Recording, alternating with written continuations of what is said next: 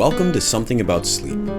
We hope you'll let our stories guide you to a nice, peaceful slumber as you learn about history and what it was like to be a human in times long since past. Now, I need to get to sleep, and if you're watching this video, chances are you do too. So, without further ado, take it away.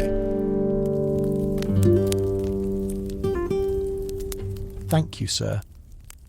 On tonight's episode, we will explore a day in a traditional Moroccan mountain village. So join me here by the fire and rest your weary eyes as I tell you a tale from long, long ago. Before the village wakes, before the first thin line of light touches the high ridges, there is a moment when the mountains seem to be holding their breath. Somewhere in Morocco's Atlas country, a small village rests against a slope of stone and earth. Its houses are quiet, their walls made from the materials of the mountain itself, clay and rock and timber darkened by time. The roofs are flat and still. The lanes between the houses are narrow enough that two people passing might lower their voices without thinking.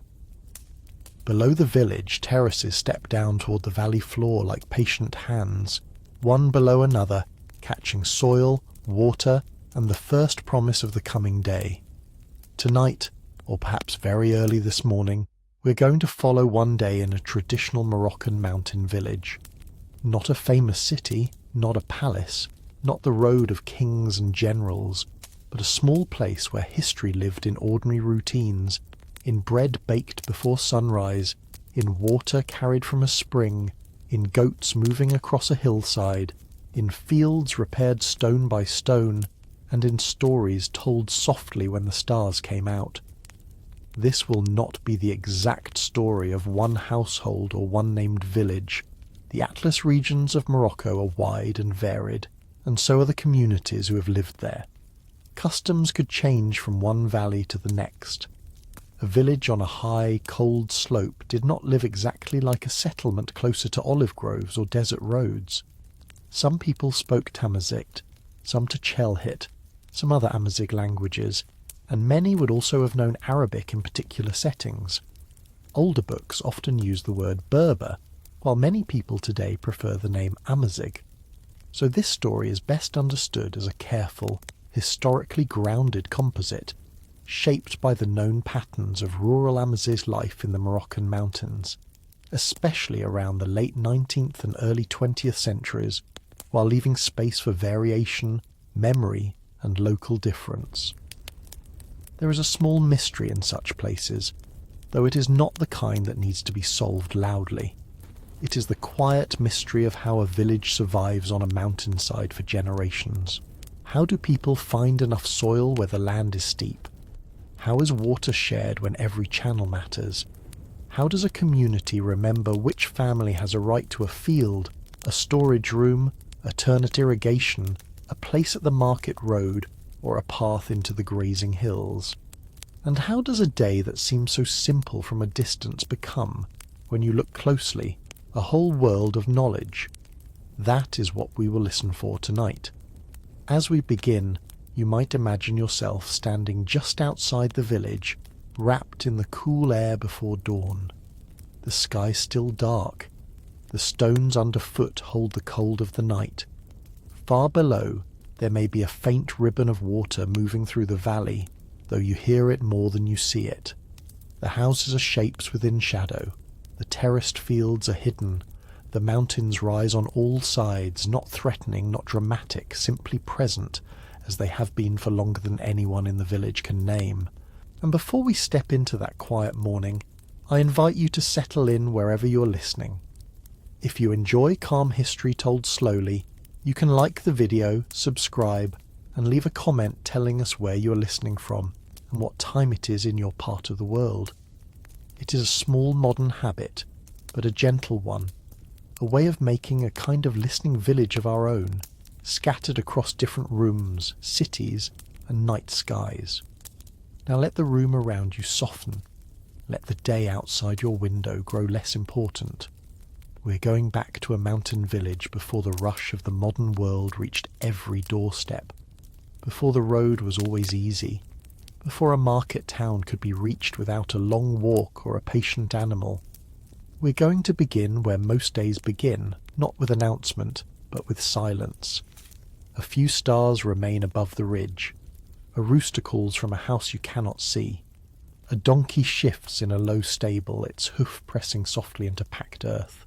In one house, beneath a roof of timber beams and earth, someone wakes and listens for a moment before moving.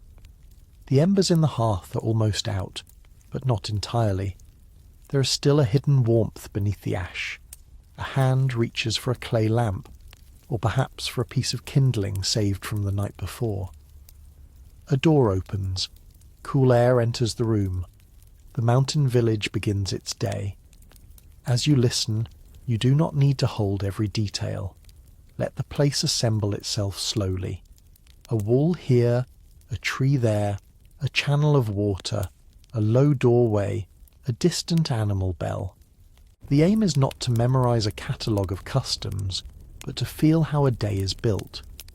History is often taught through dates and large names, yet most people who ever lived woke before dawn, checked the weather, worried about food, cared for family, mended tools, listened to neighbours, and slept under a roof that needed repair. In that sense, a small mountain village can bring us closer to the past than a monument can. We will move gently without hurry. Some details will be certain enough to state with confidence the importance of agriculture and pastoralism, the use of terraces, the role of water channels, the presence of crafts such as weaving and pottery in many Amazigh economies, and the importance of local trade. Other details will be offered with softer language, because no single village can represent all the Atlas Mountains. Where the historical record leaves room, we will leave room too. For now, imagine that the village is not aware of us. We're only listeners, passing quietly through a day that belongs to other people. The village we enter is not a museum scene. It is not frozen, pure, or untouched by the outside world. Even a remote settlement has exchanges, debts, visitors, religious ties, stories from cities, and goods that have travelled farther than anyone in the house. What makes it feel distant is not isolation, but pace. Things arrive by foot, hoof, memory, and conversation. Change comes, but often by the path rather than by the sudden road. That slower movement allows us to notice details that the modern day often passes too quickly. The weight of water, the warmth of a roof at sunset, the value of a handful of grain, and the patience needed to live where the land is beautiful but not easy. Before the houses can be understood, the mountain must be noticed. The village is not placed carelessly. It seems at first as if the homes have simply gathered where the slope allowed them to rest. But the position is also practical. In many Atlas villages, people try to live close enough to water, close enough to fields, and high enough to keep precious flat land for cultivation. A house built on useful soil might mean less grain, fewer vegetables, less fodder for animals. So the village often climbs the hillside, leaving the narrower pieces of level earth below for work. In the dark before sunrise, the shape of the land is difficult to read. The slopes seem smooth and quiet, but when light comes they will reveal ledges, paths, channels, walls, and planted squares. The fields below the village are not large open farms as one might imagine in flatter country. They are smaller and more deliberate, held together by stone terraces. Each wall has taken labour. Each patch of earth has been gathered, protected, watered, and used carefully. The air is cool, even in a warm season. High places hold the night longer than the plains. The mountain wind moves lightly through the lanes, carrying the smell of dry earth, animals, old smoke, and stone. In late spring there may be the faint sweetness of blossoms from fruit trees. In early autumn there may be dust from the paths and the smell of stored grain. In winter, if our imagined village were higher, the same lanes might be edged with cold mud or frost, and snow might sit quietly on the ridges above. But today we're in a gentler season.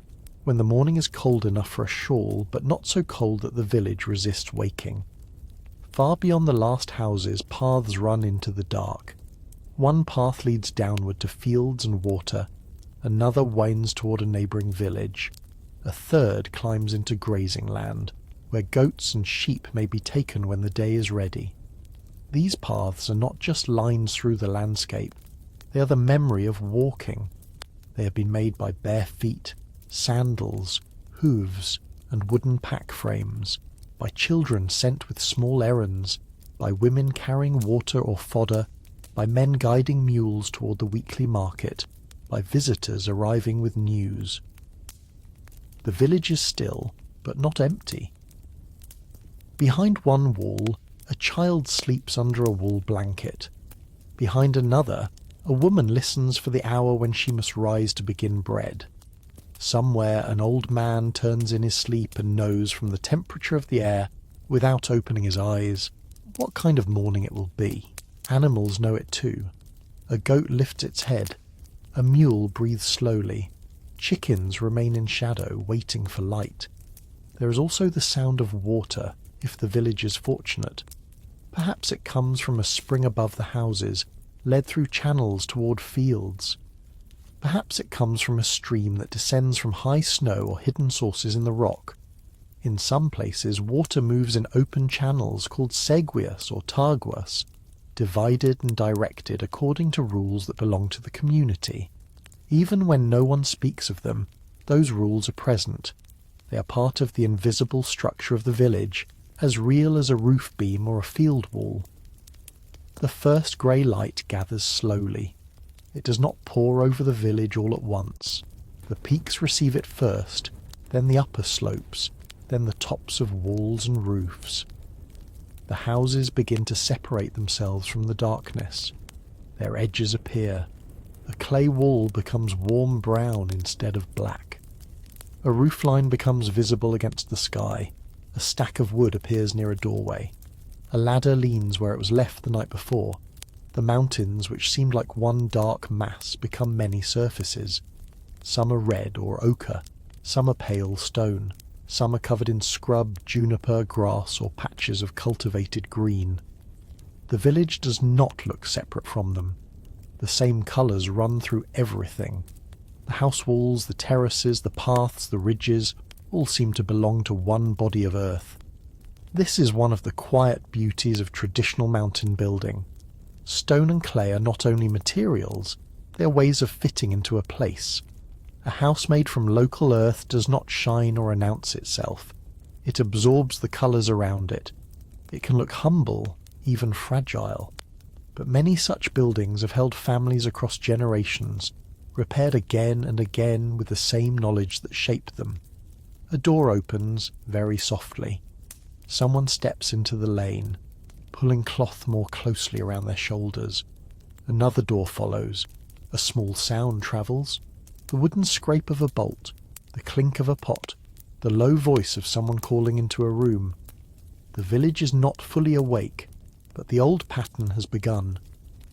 At this hour, everything seems possible, and nothing is hurried. The day has not yet separated into tasks. There is only the cool air, the faint light, and the awareness that fields will need water, animals will need tending, bread will need baking, and the mountain will not wait. It does not command with drama. It simply asks every day for attention. The first smoke rises from a roof or a small opening in a wall. It is thin at first, then more certain. It bends with the breeze and disappears into the lightening air. Below, the terraces are still dark, but they are waiting. A mountain village also teaches scale. From the high ridge, a person seems small, almost temporary. From the terrace, a single stone can matter. Both views are true. The mountain gives the impression of permanence, but village life depends on countless small interventions. A wall repaired before rain, a roof patched before winter, a path cleared after a slide, a tree watered in its first years. If those interventions stop, the mountain slowly takes back what people have shaped. The pre-dawn hour is useful because it shows both the power of the land and the delicacy of the human settlement. In darkness, the houses nearly disappear. They do not dominate the slope. They cling to it, belong to it, and borrow from it. When light comes, the village will look more confident, but at this hour it is easy to understand that survival here has never been automatic. The first place where the day becomes human is the house. From outside, the houses of a Moroccan mountain village may appear plain, almost secretive. Their walls are often thick with small windows or few openings, because a house must do many things at once. It must hold coolness during heat and warmth during cold. It must offer privacy. It must store food, tools, textiles, and sometimes animals.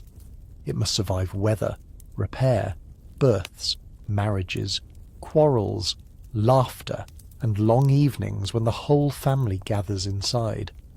The exact form changes by region.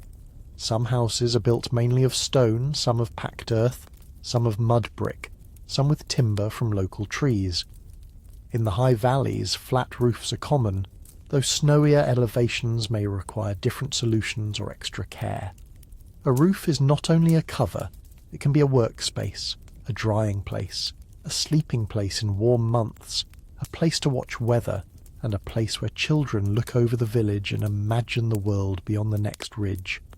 Inside, the house is arranged around practical life. There may be a main room where people sleep, eat, receive close guests, and keep treasured objects. There may be storage rooms where grain is protected from damp and animals. There may be a cooking space, smoky and darkened by years of fire. In some houses, animals are kept in a lower level or attached space, their warmth rising into the rooms above. This arrangement is not unusual in mountain societies. It is efficient, especially where nights can be cold and building space is limited. In the half-light, the room comes into view slowly. Woven mats lie on the floor. Blankets are folded after sleep, perhaps made of wool from animals known by the family. A low wooden chest holds clothing or small valuables. Clay jars stand near the wall. Metal cups catch a little light. A bundle of dried herbs hangs from a beam. The hearth is not bright yet, but the ashes still hold memory. Someone stirs them with practiced care, looking for the small red heart of last night's fire. The house is a place of work as much as rest. It is easy, from far away, to imagine domestic space as quiet and separate from labour. But in many traditional communities, the household is the centre of production. Food is prepared here. Wool is cleaned here. Children are taught by watching. Tools are repaired. Decisions are whispered. Grain is measured.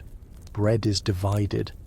A visitor may be welcomed with tea, but that same room may later hold baskets of fodder or piles of wool. The household is also a place of gendered work, though the exact details vary by family, wealth, season, and local custom. Women often held deep authority over the interior life of the home. Food, textiles, water, children, storage, and many forms of daily management. Men might be more visible in certain public settings, in fields, markets, councils, or mosque spaces, though women also worked in agriculture, gathered fodder, and moved through the village with essential tasks. It is more accurate to imagine overlapping responsibilities than a simple division. Survival on a mountainside requires many hands. A young woman rises near the hearth. She does not speak loudly. There is no need. The house is small enough that everyone knows one another's movements. She gathers what she needs: flour, water, a bowl, perhaps a cloth to cover dough. A child wakes and sits for a moment, still between sleep and morning. An older woman, perhaps the grandmother of the house, gives a small instruction without looking up. Her knowledge is not written, but it is precise. When the dough is ready, how hot the embers should be, how much fuel must be saved, which jar holds the better grain, which household will need help later in the day. On the wall, there may be objects that speak quietly of the family's position. A a better metal tray, a saddle, a woven blanket with careful patterning, a string of beads, a small religious text or amulet, a tool polished by use. In houses with fewer possessions, even simple things matter greatly. A cup that has lasted years, a jar that keeps water cool, a door beam repaired after a hard winter. The house smells of smoke, wool, earth, and stored food. These are not decorative smells. They are the air of life lived close to materials. Wood smoke clings to beams. Wool holds the memory of sheep and hands. Clay jars smell faintly mineral. Grain has its own dry sweetness. In the cool morning, these scents are strongest before doors are opened and the sun warms the lanes. If we step onto the roof, the view changes. The roof is flat and firm underfoot, though uneven in places. From here, the village appears as a cluster of connected surfaces, not separate houses, but a small architecture of neighbours. A person might move from one roof to another where houses touch, or call across to a relative. On some days, grain or fruit may be dried here. On warm nights, bedding may be spread beneath the stars. In the morning, the roof catches the first light, and the person standing there can see where the clouds are forming over the ridge. The village is made of private spaces and shared spaces, and the boundary between them is understood more by custom than by signs. A lane belongs to everyone and no one. A rooftop belongs to a household, but the sounds of life cross freely. A doorway can be intimate or public depending on who approaches. A guest is welcomed according to rules of hospitality, but also according to relationship, season, and circumstance. Now the houses are waking one by one. Smoke rises from another roof. A child runs a short errand between doors. Someone leads a donkey out carefully, its hooves sounding on stone. A woman steps into the lane with an empty vessel, beginning the walk toward water. In the house behind her, the dough waits under cloth, swelling slightly in the warmth near the hearth. The day has moved from mountain silence into human routine. The walls hold the night behind them, and the lanes carry the morning forward. The materials of the house also affect the rhythm of maintenance. Earth walls must be cared for, plaster may need renewing, roofs may need attention after rain. Timber beams must be protected as much as possible from damp and insects. A house is not finished once and left alone. It is a long conversation between family and weather. Children see adults repairing walls, smoothing surfaces, moving stones, lifting earth to the roof, and preparing for seasonal change. In this way, building knowledge passes into the body. The interior arrangement can also reflect privacy and hospitality. A guest may be received in a room made ready for visitors, while more private family spaces remain unseen. In some houses, the most beautiful woven items may be brought out for a respected guest. A tray of tea can transform a simple room into a place of ceremony. The same space that holds work in the morning can hold honour in the afternoon. We should also notice sound. Thick walls soften the outside world. Voices in the lane arrive muted. Hooves sound dull beneath the floor if animals are below. The crackle of the hearth becomes intimate. A pot lid moving in the cooking space can seem louder than the wind outside. Houses are acoustic shelters as much as physical ones, and in a village without constant mechanical noise, small sounds matter. Water is never simply background in a mountain village. It is time, food, labour, agreement, and sometimes worry. At first light, the path to the spring is already familiar underfoot. It may descend between houses, pass a low wall, and bend toward a damp place where moss grows between stones, or it may lead upward toward a source that emerges from rock. In some villages, water comes through a channel, in others from a fountain, a well, a stream, or a place where the mountain releases its hidden coldness into the open air. The people who walk to water do not need to admire it in the way a traveller might. They know it too well for that. They know whether it is strong this season or thin. They know whether the winter snows were generous enough. They know which household has been watching a field with concern and which channel needs repair. They know the sound of good flow and the sound of trouble. Still, even ordinary water can be beautiful in the early morning. It shines in the half-dark. It cools the hands sharply. It gathers sky before the sky is fully blue. A young girl carries a vessel that is not yet heavy. She walks beside an older woman who carries more than water. The older woman carries memory. Whose turn it is to draw first, which neighbour has recently given birth, which family may need help, which path is safest after rain, which stones are loose. At the spring, voices remain low. Morning conversations can be practical, but they also bind the village. News moves here. Small agreements are made here. A borrowed tool is mentioned. A sickness is asked about. A marriage possibility is hinted at, and then left alone. In many Amazigh communities, women's gathering places included wells, fountains, and tombs of local saints, while men more often met in mosque spaces, lanes, or squares. That does not mean these patterns were identical everywhere, or that people moved only in fixed roles. But water places often carried a social importance beyond their practical purpose. To stand at the spring was to stand at one of the quiet centres of village life. There is a tenderness in the work, but it should not be mistaken for ease. Water is heavy. The path is uneven. A full jar changes the balance of the body. The person carrying it must step carefully, especially where the lane slopes or a goat has pushed loose stones into the way. In cold months, wet hands might ache. In dry months, the walk might be made with more urgency. In a year of poor snow or weak spring flow, every household would feel the tension, even if no one said much aloud. The water that comes home in jars is only part of the story. Below the village, other water must move through the fields. Channels, sometimes called seguias or taguas in different local usages, guide water from springs or streams toward terraces. Some are earthen, some are lined with stone. In more recent times, many have been rebuilt in cement to reduce loss, but the older idea remains the same. Water must be carried across difficult land without wasting it. A man walking along the upper channel bends to clear leaves and small stones. He uses his hand, then a simple tool. He does not make a performance of it.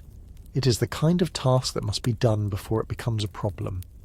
A channel that seems minor can determine whether a lower field receives enough water. A small break in an earthen edge can carry away soil. Water does not need to be forceful to reshape a mountainside. It only needs time. Community water management often depends on shared rules. In some places, turns are measured by time, by land, by inherited rights, or by agreements known to those who use the system. The rules might be spoken, remembered, written in some contexts, or overseen by a local authority or group of elders. They may not seem visible to the outsider, but they are present in the way a farmer waits, opens a small gate, redirects flow, or closes a channel when the turn is finished. This is one reason the village is more complex than it first appears. A traveller sees a quiet slope and a few houses. A villager sees a map of relationships, which water goes where, which field belongs to whom, which wall must be repaired before the next rain, which family is owed help, which pasture is closed until the right season, which path is safe for a loaded mule, which tree marks a boundary. The water reaches the first fields in a silver thread. It runs along the narrow channel, then slips through a small opening into a terrace. The soil darkens as it drinks. The smell rises at once. Wet earth, green stems, old roots. A farmer watches for a moment, then moves to another edge. Watering a field is not simply turning water loose. It is guiding it, checking it, preventing it from pooling in one place and starving another. It asks for patience, attention, and the kind of practical knowledge that is learned by doing. Back at the house, the water jar is set down in a shaded corner. Clay keeps the water cool. A cup may be filled for someone who has just woken. Another portion will be used for tea or dough. Some will be saved. The jar does not look ceremonial, but it is one of the quiet treasures of the household. Without it, breakfast cannot begin properly. Without water, the hearth, the field, the animals, and the body all wait. The sun has not yet climbed high. The village lanes are brighter now, and the first yellow light touches the edges of doors. The sound of water continues in the background near the spring, in the jars, in the channels below. It is the pulse of the morning. Now, inside the house, flour waits in a bowl. The hands that carried water will soon turn it into bread. Water also shapes manners. At a spring or fountain, a person learns to wait, to make room, to help lift a heavy vessel, to avoid contaminating the source, and to respect the order understood by the community. These gestures may seem minor, but in a water-dependent place they become moral habits. Carelessness with water is not just inconvenient, it can be socially offensive. The spring has its own small ecology. Plants grow where the ground stays damp. Insects gather. Birds may come early before people are too active. The stones nearest the water are smoother, darkened by touch and moisture. If the source is old, generations of hands have rested there. A child who splashes without thinking may be corrected because the water is useful, but also because the place deserves respect. In dry years, the emotional tone around water changes. Voices may be quieter. People watch the flow more closely. A channel that once seemed generous becomes a source of worry. Historical life in the mountains often required adaptation to variability, and water variability is one of the deepest teachers. It reminds everyone that the village depends on forces beyond the village, including snow, rain, springs, and the condition of the land above. The vessels used for water also shape the experience. A clay jar cools by evaporation. A goat skin or metal container carries differently against the body. A wide-mouthed vessel is easier to fill but harder to protect from dust. These practical differences become part of daily preference. A household does not choose objects only by beauty. It chooses what can be lifted, cleaned, repaired, and trusted on a narrow path. The hearth is awake before the whole household is. In the cooking space, the first flame is small. It is coaxed into being rather than commanded. Dry twigs catch, then a larger piece of fuel begins to smoke. In some places, wood might be used carefully because it is never unlimited. In others, dried dung, crop stalks, brush, or other gathered materials might help feed the fire. Fuel is part of the economy of the household, as important in its way as grain or wool. A careless fire wastes tomorrow's warmth. The woman at the hearth works with movements that seem slow, only because they are practiced. She knows where everything is without searching. The flour is poured into a shallow bowl. The grain may be barley, wheat, or a mixture depending on region, wealth, season, and what remains from storage. Water is added little by little. The hand turns, gathers, presses, and folds. Dough forms quietly, first rough, then smoother. Bread in such a setting is not merely food.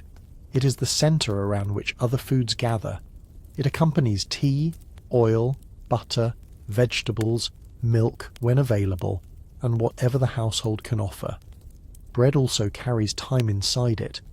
Grain was planted, watered, harvested, threshed, ground, stored, protected, and measured before it ever became flour in the bowl. When a person breaks a piece of bread in the morning, they are touching the labour of many earlier days. The room warms slowly. Smoke moves upward, darkening the beams that have already been dark for years. The light from the fire softens the faces around it. A child watches, still sleepy.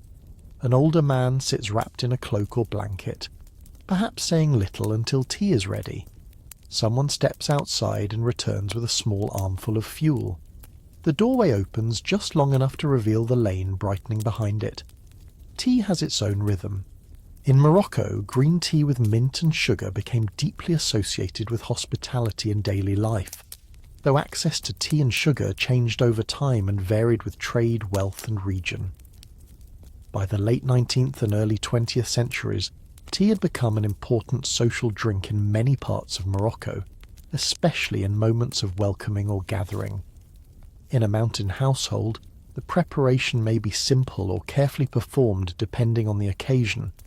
Water heats, leaves are rinsed or steeped. Mint may be added if it is available, fresh from a small garden or bought at market. Sugar, when used, is precious enough to be noticed.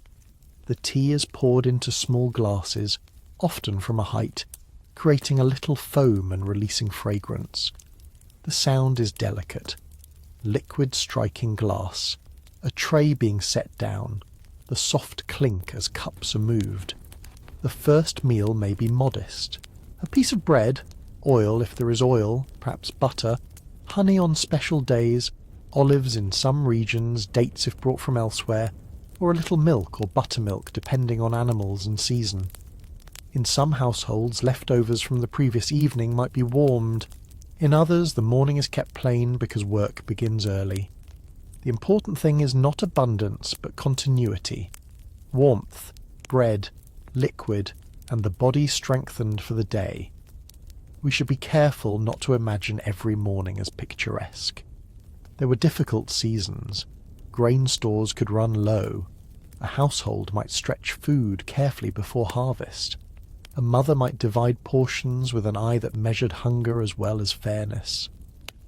But even in modest conditions, the structure of the meal carried meaning. To offer tea, to break bread, to sit together before labour began, these were parts of ordinary dignity. The bread is placed near heat or against a heated surface depending on the cooking method. The smell changes the room. Raw flour becomes something nutty, warm, and alive. When the first bread is ready, it is handled with the kind of care given to things that will soon disappear. It is food, but it is also the work of mourning made visible. Outside, the sun touches the upper walls. More voices are now moving through the village. A donkey brays with sudden seriousness, then quiets. A child laughs and is told to hurry. A rooster scratches near a doorway. From another house comes the muted beat of dough being worked. The village is waking in many kitchens at once, each with its own small variations, each repeating a pattern older than any one person in it. Inside the house, breakfast does not last long enough to become idle. The day is waiting, tools must be gathered, animals must be released or fed. A field may be due for water, someone may need to go to another household. A neighbour may stop by to ask for help with a terrace wall or to borrow a rope. The fire will be banked or allowed to continue depending on the next task. Before leaving, a person may take a final drink of tea. It is sweet, hot, and fragrant. The glass warms the fingers. Beyond the doorway, the light has become gold. The hearth has done its first work. It has turned darkness into warmth, grain into bread, water into tea, and sleep into day. Now the household begins to move outward, down the path toward the fields that wait below the village. The tools of the hearth deserve their own attention. A clay oven, a metal pan, a grinding stone, a wooden bowl, a woven sieve, a low stool, and a tray may seem ordinary, but each one carries a history of use. The grinding of grain, whether done by hand in the household or through another local arrangement, is labour-intensive. Flour does not appear casually. It is the final form of many earlier efforts. The morning meal also reveals the household's relationship with the outside world. Tea leaves, sugar, certain spices and metalware may have arrived through trade, while grain, milk, herbs, and fuel may come from closer sources. A single tray can hold both the local mountain and distant routes. This is one of the quiet surprises of rural history. Even a remote breakfast may contain traces of long-distance exchange. If a guest happens to be present, the morning changes slightly. The best available cup may be used. Bread may be offered first. Questions will be asked gently, and the guest's answers may travel through the village later. Hospitality is both kindness and information. A stranger at breakfast is a small opening in the wall between the village and the world. Below the village, the terraces receive the morning. Seen from a distance, they may look almost natural, like steps the mountain chose for itself. But each terrace is the result of human effort. Stones are being gathered and stacked without mortar in many places, one fitted against another until a wall is strong enough to hold soil behind it. Earth has been carried, levelled, protected, and fed. Water has been guided into it. Seeds have been placed there by hand. The terraced field is both landscape and memory. Mountain farming is an act of patience. Flat land is limited. Soil can slide away. Rain can arrive too strongly or not at all. Water may be abundant after a snowy winter and scarce after a dry one. A family must work within these conditions not once but every year. The terrace wall that held last season might bulge after a storm. A channel that ran clearly in spring might fill with silt. A field that produced well for a grandfather may be smaller by the time a grandson inherits it. The farmer who walks into the field this morning carries a simple tool, perhaps a hoe, and perhaps nothing more. His work begins with looking. He checks the edge of the wall, the wetness of the soil, the condition of young plants. The path water has taken. Looking is labour in a place like this. To notice early is to save work later. A small crack in a wall seen in time can be repaired by one person. Ignored, it may become a collapse that requires many hands. The terraces are planted according to season and altitude. In many Atlas valleys, cereals such as barley and wheat have long been important. Vegetables can grow in irrigated plots when water allows. Onions, beans, squash, greens, and in more recent centuries and modern periods, crops such as potatoes or maize in suitable places. Fruit trees may stand at the edges or along channels, their roots helping bind soil while offering food and sometimes income. The exact mix depends on the valley, the water, the height, and the history of the community. The fields are small enough that one can know them intimately. A person may remember where the soil is deeper, where stones always rise after rain, where a corner dries too quickly, where a certain tree was planted by a father or uncle. Boundaries are not only lines of ownership, they are stories. A terrace may have been divided among heirs, shared under an arrangement, lent, neglected, restored, or worked by someone whose children no longer live in the village. Land carries family history even when no one tells it aloud. Water moves through the channels with the seriousness of a visitor whose time is limited. If it is the household's turn to irrigate, the farmer directs it carefully. A small barrier of mud or stone can send water into one plot and away from another. The flow spreads over the soil, catching sunlight. It brings life, but it must be managed. Too much in one place can damage seedlings or waste water. Too little leaves the ground thirsty. In some villages, the schedule of irrigation is known by everyone concerned. A turn may come at a difficult hour.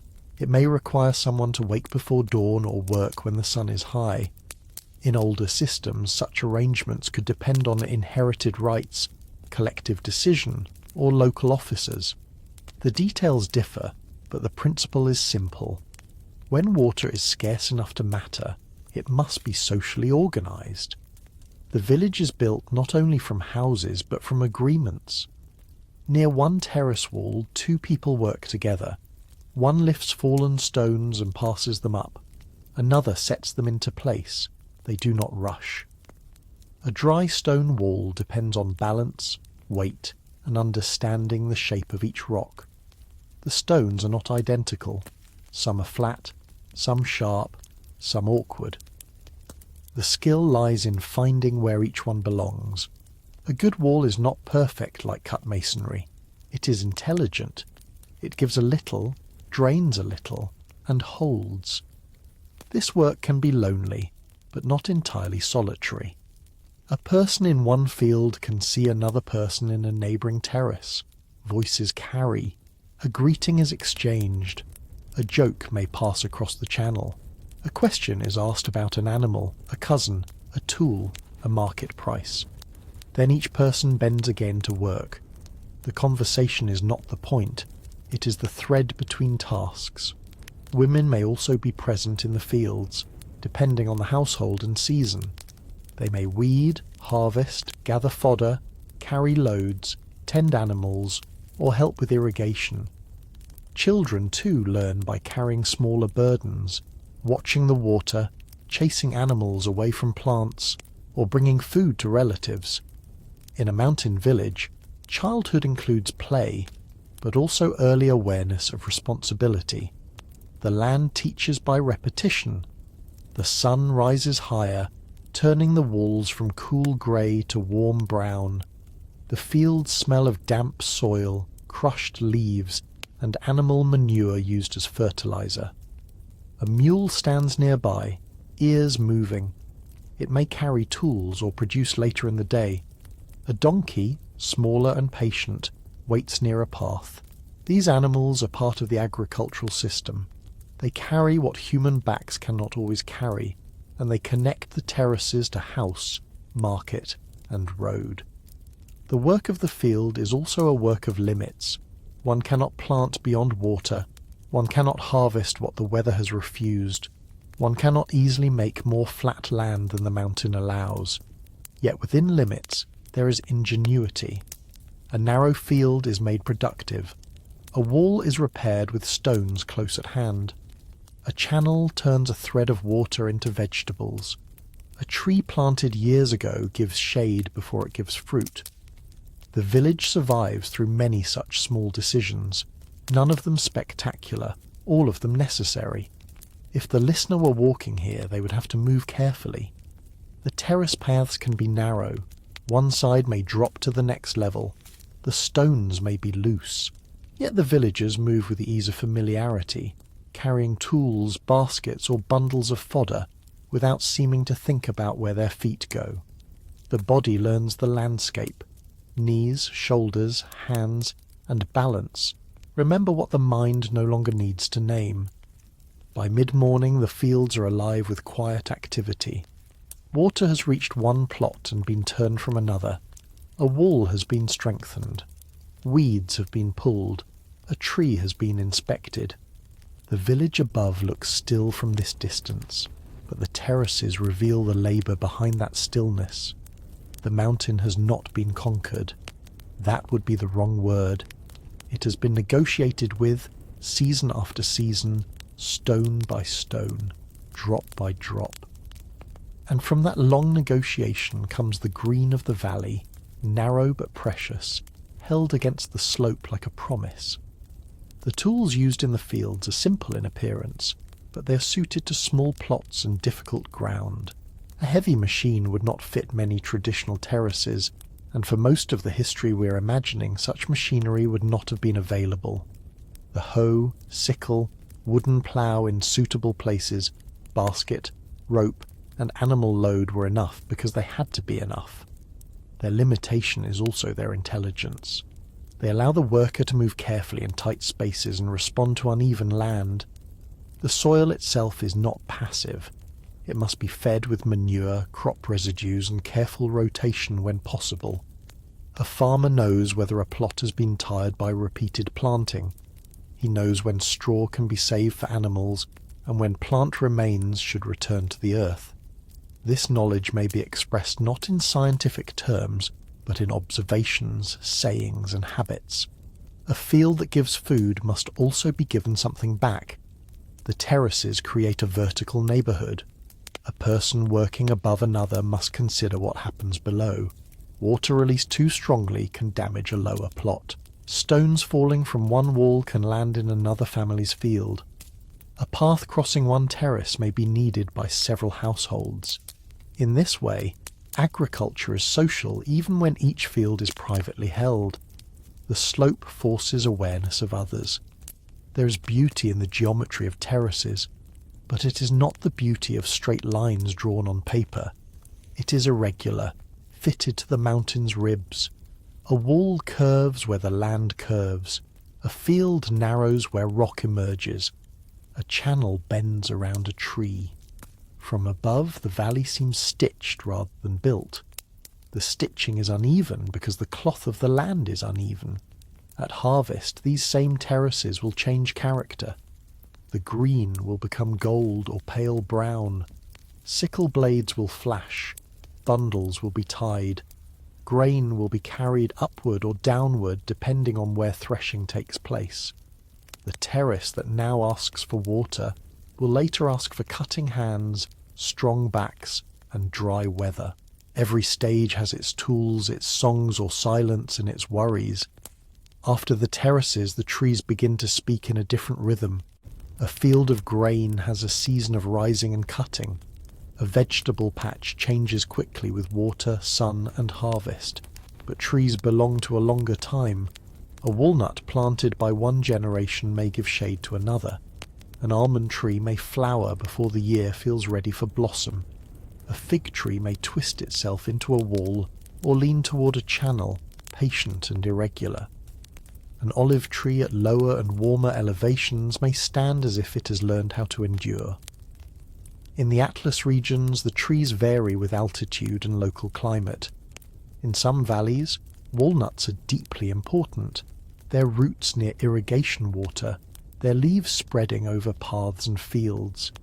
Almonds can grow in drier and higher conditions, offering pale blossoms and later hard-shelled fruit. Figs appear in many rural landscapes where the conditions allow. Lower slopes may have olives. More recent periods brought other orchard crops in some places, but our story stays with the older and more familiar companions of the mountain household. The small garden near a house or terrace may not look grand. It might be no more than a patch of mint, onions, herbs, and greens protected from animals by a low wall or brush fence. Yet such a garden is a place of great usefulness. A handful of mint can change tea. A few onions can deepen a meal. Herbs gathered from the hills or tended near the house may be used for flavour, scent, comfort, or sale at market depending on local practice. A child sent to gather mint does not walk far. The leaves are cool and fragrant when touched. The child may crush one between fingers and carry the smell back to the house. Nearby, bees move between blossoms. Their sound is light and steady, a small vibration in the morning air. In some communities, beekeeping or wild honey gathering may contribute to household life, though not every village or family would practice it in the same way. The valley's abundance is small but meaningful. It is not the abundance of overflowing luxury. It is the abundance of careful variety. A few eggs, a bowl of figs, a jar of oil, a measure of grain, milk from an animal, herbs from a slope, nuts stored after harvest, vegetables from a watered patch, wood gathered before cold weather, wool spun during quieter hours. Each thing has a season and a use. The walnut tree near the channel is more than a source of nuts. It marks a place. People remember who planted it, who claims its fruit, who rested under it during a hot harvest, which branch broke in a storm. Its shade changes the temperature of the field below. In autumn, the sound of walnuts falling can become part of the village's seasonal music. Children may search for them in leaves hand-stained by the outer husks. Almond blossoms bring another feeling entirely. They appear pale and delicate against dry slopes, sometimes before the weather has settled into warmth. Their beauty can be startling because it comes from a tree that seems spare, almost severe. In a calm narration, the almond is a good image for mountain life. Patient, modest, but capable of sudden grace. Figs ripen differently, with softness rather than hard shell. A ripe fig is handled gently, eaten quickly, or dried for later use. Drying fruit is another form of timekeeping. The sun does some of the work. A roof, a mat, a wall, and careful watching turn freshness into storage. Dried fruit can travel, be traded, or be kept against another season. It is summer folded into winter. Beyond the planted trees, the slopes may hold wild plants, thyme, lavender-like herbs, rosemary in some regions, and other aromatic plants may grow where soil and climate allow. People may gather them for tea, medicine, market, or household use. The names and uses belong to local knowledge. A person who knows the slope does not see empty scrub. They see plants with timing, value, and caution. Some are gathered at one season, some after rain, some only in small amounts, some avoided. The gardens and trees also make the village more than a place of necessity. They give shade, scent, colour, and sweetness. They create moments when labour pauses without becoming idle. Someone rests a hand on a tree trunk while looking toward the fields. A woman sits in a little shade while sorting herbs. A child watches ants moving near fallen fruit. The mountains remain dry and stony, but within the terraces there are pockets of softness.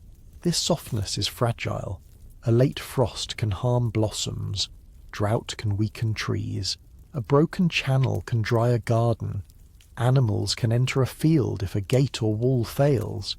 Yet the presence of trees shows a confidence in the future.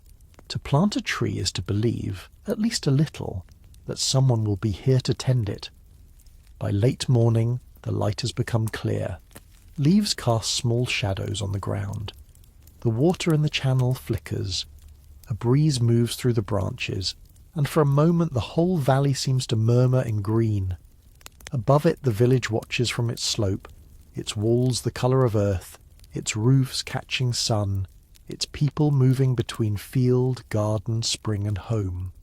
The day is not yet half over, but already it has shown the village as a living system.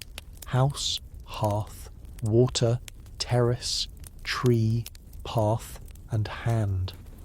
And beyond the cultivated land on the higher slopes, another part of the day is beginning. The animals are restless. The bells are ready. The mountain paths are calling. Gardens also soften the boundary between work and care. A field may be measured in yield, but a household garden may be loved for smaller reasons. The smell of mint, the comfort of a familiar herb, the sight of a child eating a fig, the shade where an elder sits, the blossoms that make a hard year feel less severe. These forms of abundance do not always appear in records, yet they shape memory. Some plants are grown, and others are known. This distinction matters.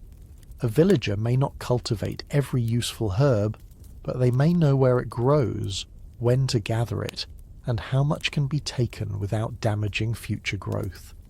Such knowledge is ecological, practical, and cultural at once.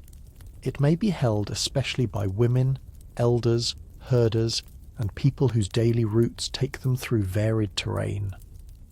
The valley's trees also attract birds, insects, and small animals. In the morning, birds may feed near the channels. In the afternoon, bees search blossoms. At night, unseen creatures move along field edges. A traditional village is never purely human. It is a layered habitat where people, domestic animals, wild animals, crops, trees, insects and water all meet, sometimes helpfully, sometimes inconveniently. The sound of bells comes before the herd appears. It begins as a faint irregular music on the slope above the village. One bell, then another, then the scrape of hooves on stone. Goats move with delicate confidence where a person might hesitate. Sheep gather closer, softer in their movement, their bodies brushing one another as they follow a path. A dog, if there is one, watches the edges. A herder calls once, not loudly, and the sound travels against the hillside.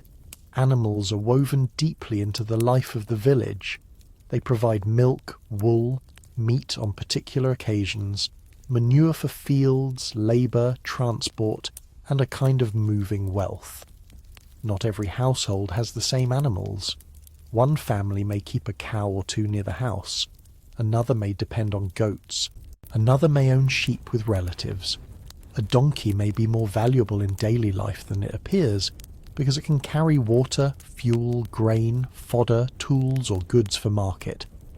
A mule, stronger and more sure-footed on longer roads, may connect the village to places beyond the valley. In high Atlas livelihoods, agriculture and herding often work together. Animals graze land too steep or poor for cultivation. Their manure returns fertility to terraced fields. Fields produce straw, fodder and crop remains that help feed animals. The balance is never automatic. It depends on pasture, season, rainfall, household labour and community rules. In some regions, seasonal grazing systems and common lands have been managed through local customs, sometimes closing pastures until the proper time. These arrangements vary, but they remind us that a herd on a hillside is not simply wandering. It is part of a social landscape. A boy follows the goats this morning, though perhaps he's not alone. He carries bread wrapped in cloth and a small container of water. His job is partly practical and partly educational. He learns which plants animals prefer, which gullies hold shade, which path is too loose after rain, which neighbour's field must be avoided, which animal tends to stray, and how to read the weather from cloud and wind. This knowledge may never be taught as a lesson, but it enters through repetition. The goats climb higher, they nibble shrubs, pause, scatter and regroup. Their bells are not synchronized. That is why the sound is so calming. It has order without being regular, like water or wind. The herder sits on a stone and looks down at the village. From here, the houses look almost silent. Smoke rises straight for a moment, then bends. The terraces below are bright and narrow. A person moves along a channel, too far away to identify. The solitude of herding is different from the solitude of the house or field. It is wider. The herder is alone with animals, sky and slope.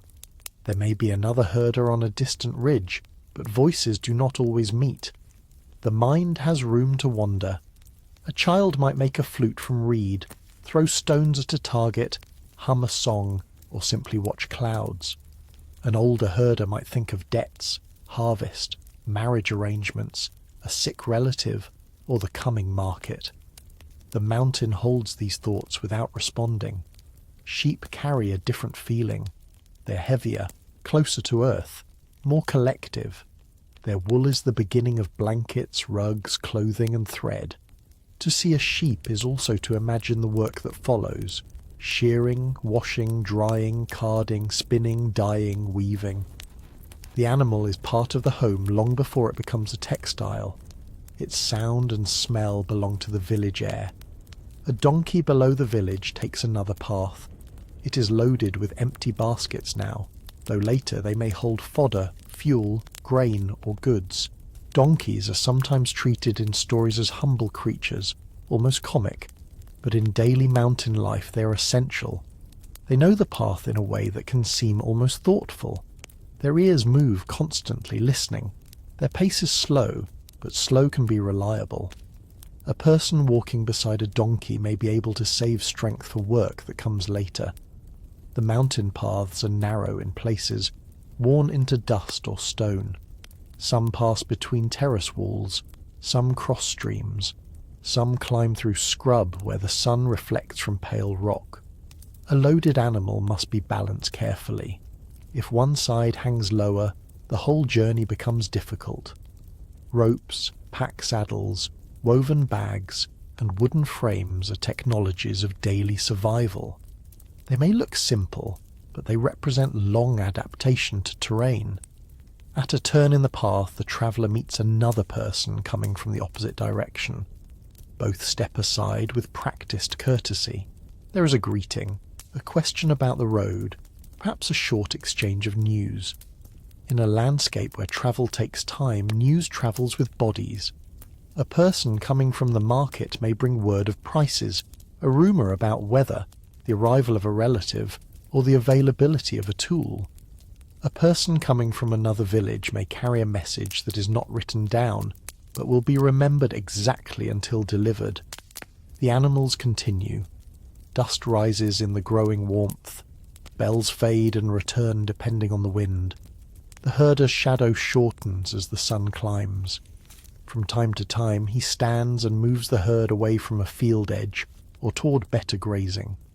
There is no dramatic event, only attention. This is the substance of much historical life. Not battle, not crisis, but alertness repeated hour after hour. By late morning the animals settle in a patch of shade. The herder eats a little bread. He drinks carefully. Below the village has grown brighter and quieter as people have spread into their different tasks. The path between village and hillside remains open like a thread connecting household, field, pasture and market. If we listen now, the bells are softer. The wind moves through scrub. A goat tears leaves from a branch. Somewhere far below, a woman calls a child back into the lane. The day continues, balance between the cultivated valley and the open slope. The animal bells themselves can be objects of memory. A bell may have a particular tone, and a herder may recognize an animal by sound before seeing it. A missing bell changes the herd's music. A new bell sounds too sharp until it is worn by weather and motion. These are small details, but they matter in a landscape where visibility can be broken by rocks, shrubs, and folds of land. Milk connects the herd back to the household. Depending on the animals kept and the season, milk may become a drink, butter, buttermilk, or another preparation. It may be more abundant in one part of the year and scarce in another. Children learn the timing of milk just as they learn the timing of fruit. Food is seasonal not only in fields but in animals. The path also trains the human body. A person who walks mountain paths daily develops a particular endurance. Not the speed of a flat road, but balance, patience, and steady climbing strength. Loads are carried with attention to posture. Resting places are known. A stone under a tree, a bend in the path, a place where water can be reached, all become part of the route's memory. To an outsider, the path is merely difficult. To a villager, it is divided into familiar moments. Not all labour happens under the open sky. As the sun rises toward midday, some work returns to shade. Inside a house, or just outside a doorway where the light is good, a woman sits with wool in her lap. The wool has already travelled a long path from animal to hand. It has been shorn, gathered, cleaned, perhaps washed, dried, teased apart and prepared for spinning. Each stage has its own skill, and each skill has its own pace. Wool carries the village in its fibres.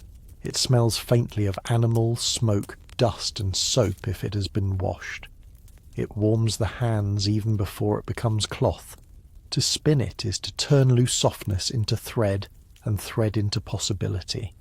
A blanket, a rug, a saddlebag, a garment, a tie for a load, a woven storage bag, all begin with patient repetition. A spindle turns, it drops and twists. Fingers draw the fibre with small, confident movements.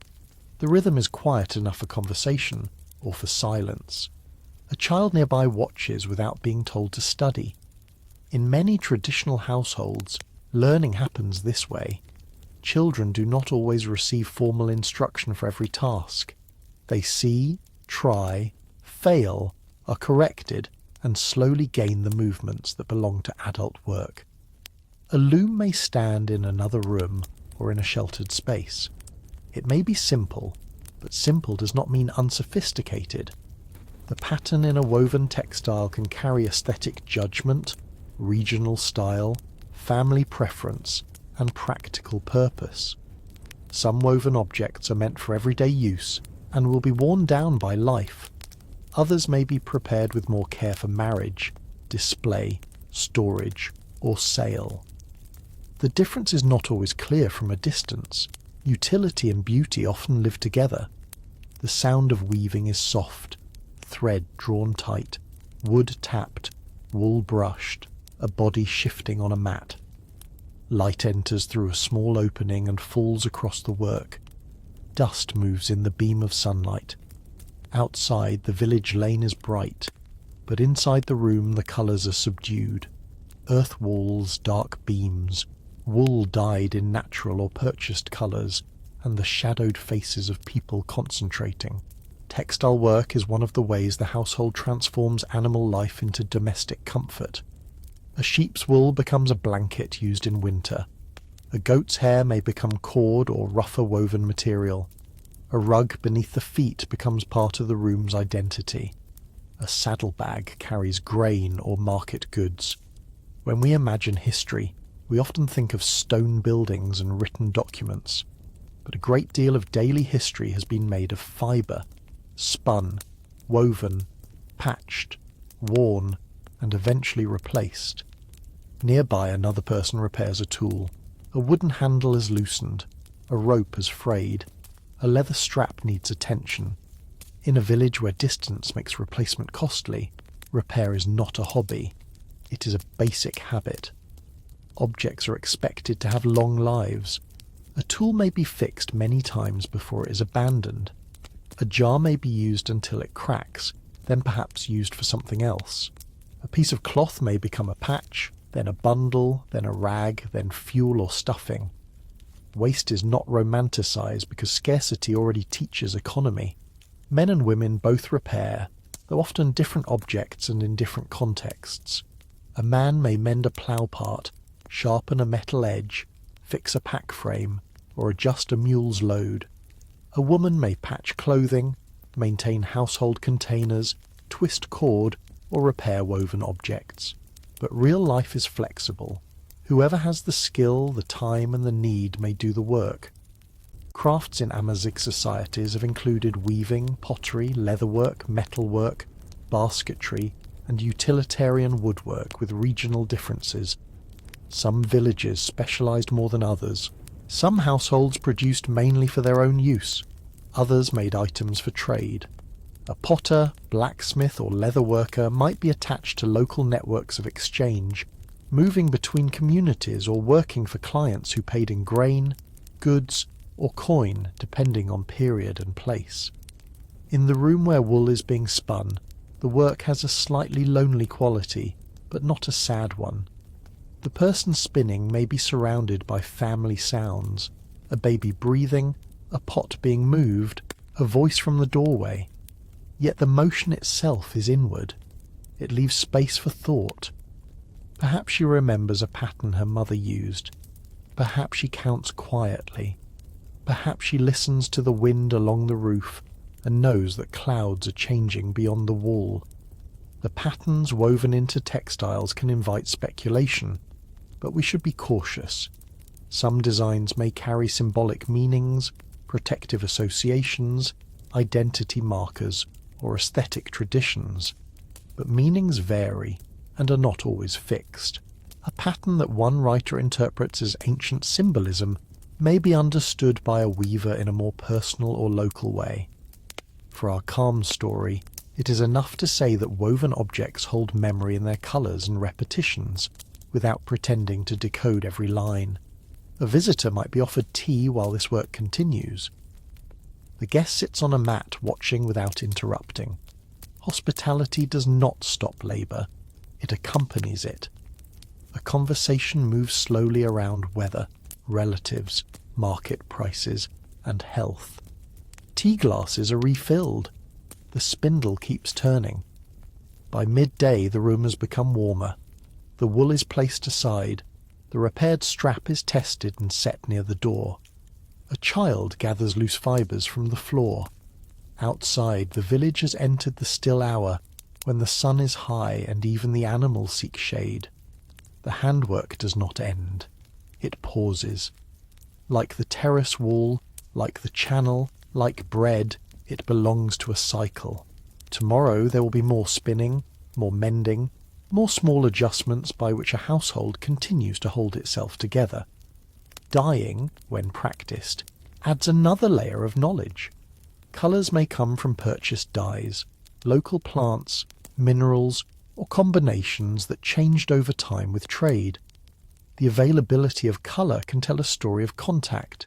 A bright thread may speak of a market purchase. A muted earth tone may come from local materials or preference. Textiles are often archives of both taste and access.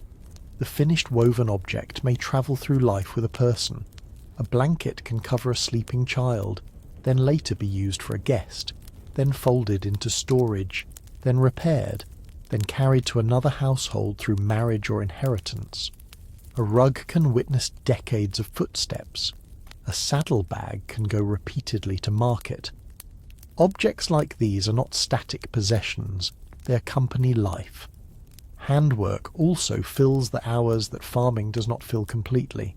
In the agricultural calendar, there are periods of intense outdoor labour, and periods when weather, light or season brings more work indoors. Spinning and repair fit into those openings. They make use of twilight, shade, conversation, and winter evenings. The village economy depends on such flexible labour, especially labour that can be paused and resumed as household needs change. Midday in the village arrives not as a bell, but as a change in light. The walls grow bright.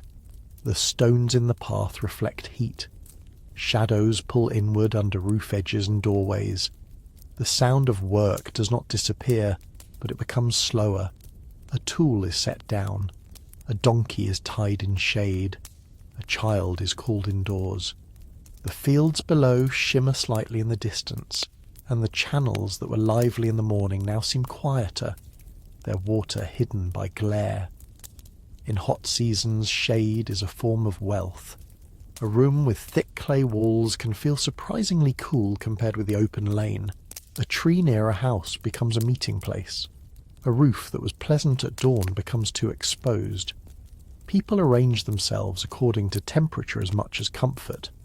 The body knows where to rest. The midday meal may be simple and filling. Bread returns to the centre.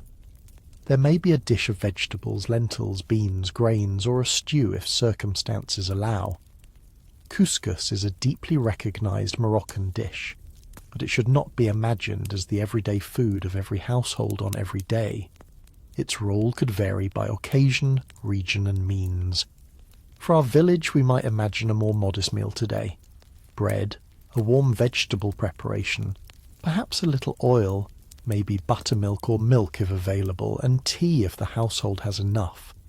People eat with the calm hunger of those who have already worked. The morning has taken energy. The afternoon will require more. A person who spent hours in the terraces washes hands carefully before sitting. Someone who carried water sets down the jar and stretches her shoulders. A child eats quickly until corrected. The older members of the family eat more slowly, perhaps speaking little.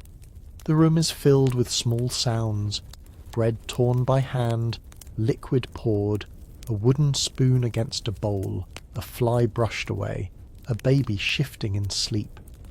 Outside, the village dog barks once and then gives up. The light at the doorway is almost white. Inside, the shadows are soft brown. Midday also brings a kind of pause in the mind. Morning has urgency because the day is beginning. Evening has urgency because tasks must be completed before dark. Midday sits between them. For a short while, the village seems to float. People may rest, but they do not forget what remains. A field may still need watering. Animals must return later. Wool waits.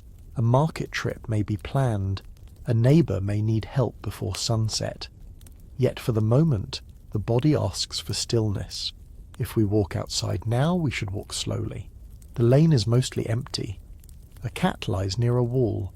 A hen scratches in dust, then settles under a wooden frame. The air smells of sun-warmed earth, smoke, and cooking. From one house comes the low murmur of conversation. From another, the soft rocking sound of a cradle or a song sung almost under the breath. This is a good time to feel the village as a collection of interiors. In the morning, life spread outward toward water and fields. At noon, it folds back into rooms. The houses that looked plain from outside now reveal their importance. They protect not only possessions, but human rhythm. Without shade, without walls, without the coolness of stored water, the day would be harsher. A man returning from the fields washes dust from his face. He may sit near the doorway where light is good but not direct. An older woman counts something quietly, perhaps measures of grain, perhaps the number of loaves that must be made later, perhaps nothing at all, simply moving her fingers with old habit. A child fights sleep and loses. The room settles around them. In the stillness, history becomes intimate. We are not watching the rise and fall of dynasties. We are listening to a clay jar cooling water in a corner. We are noticing how a roof beam holds shadow. We are learning that much of the past was lived in rooms like this, where people did ordinary things with the seriousness ordinary things deserve. After a while, someone stands. The pause has done its work. The sun is still high, but the day is moving. Bowls are cleared. A cup is rinsed. A sleeping child is left in shade. The house opens again to the lane. The village is about to become social in a different way, not the spring or field, but through its shared spaces, the lanes, the mosque, the meeting places, the small exchanges that hold a community together. Midday also reveals the importance of clothing. A cloak, head covering, shawl, or loose garment protects against sun as much as cold. Textiles create shade around the body. They can be adjusted while moving from field to interior, from heat to wind. Clothing in a mountain village is not merely identity or modesty. It is technology for weather. If a traveller arrived at this hour, the village might seem sleepy and nearly empty. This would be misleading. The pause is strategic. People conserve strength for the afternoon. Animals rest because the sun is high. Food settles. Water is saved. In places where physical labour shapes most days, rest is not laziness. It is part of endurance. The stillness is also good for listening. At midday, when fewer feet are moving, you can hear the tiny things: insects near the wall, a fly against a window opening, a child turning in sleep, a jar cooling with faint ticks, the far sound of a channel, the soft breath of an animal in shade. These are the sounds that make a place feel real. The lanes of the village are narrow, but they carry a great deal. They carry children, animals, water jars, firewood, gossip, greetings, disagreements, invitations, borrowed tools, and news from beyond the valley. They carry the sound of sandals on stone and the softer step of bare feet. They carry dust in dry weather and mud in rain. They carry the smells of bread, dung, mint, smoke, and animals. They are not streets in the grand sense. They are shared passages through daily life. After midday, the village begins to stir again. A woman crosses from one house to another with a bowl covered by cloth. Perhaps she's returning something borrowed. Perhaps she's bringing food to a relative. Perhaps she's simply making the kind of visit that keeps relationships warm. A child follows her until sent back. At another doorway, a man adjusts a rope on a pack saddle. An older man sits in shade, watching more than speaking. Community in such a village is not a soft idea. It is practical. People need one another for water management, terrace repair, harvest labour, herding arrangements, marriage ties, dispute settlement, religious observances, protection of stored goods, and the care of people who cannot work. Kinship matters, but so do neighbourhood, obligation, reputation, and memory. A person's actions are seen and remembered. The mosque, if the village has one, is more than a place of prayer. It can be a point of gathering, a marker of identity, a space near which men meet and exchange news. Its form may be modest: earthen walls, a simple prayer hall, perhaps a small minaret or none at all depending on time and place. The importance lies not in grandeur but in rhythm. Prayer marks the day. The call, whether loud or simple, gives the village another way of measuring time. Women's social spaces may form around wells, fountains, courtyards, rooftops and households. These spaces are not secondary simply because they are less formal in some descriptions. Much of the village's knowledge passes through them. Births, illnesses, food stores, marriage possibilities, tensions between families, practical advice, memories of weather, and the constant education of children. A woman who seems to be carrying water may also be carrying half the village's news. Local decision-making varies across Amazigh societies and historical periods, but councils of elders or assemblies, often described with terms such as jamaya, have played important roles in many communities. Such bodies might address disputes, grazing rules, water arrangements, maintenance of shared structures, or relations with neighbouring groups. We should not imagine them as perfectly equal or free of hierarchy.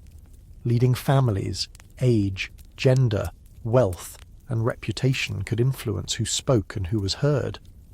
But the existence of local deliberation reminds us that mountain villages often maintain their own intricate forms of order. In the lane, a disagreement might be settled before it grows. A boundary question, a borrowed animal, a broken channel, a damaged wall. These things matter because they touch livelihood. Yet most days do not become disputes.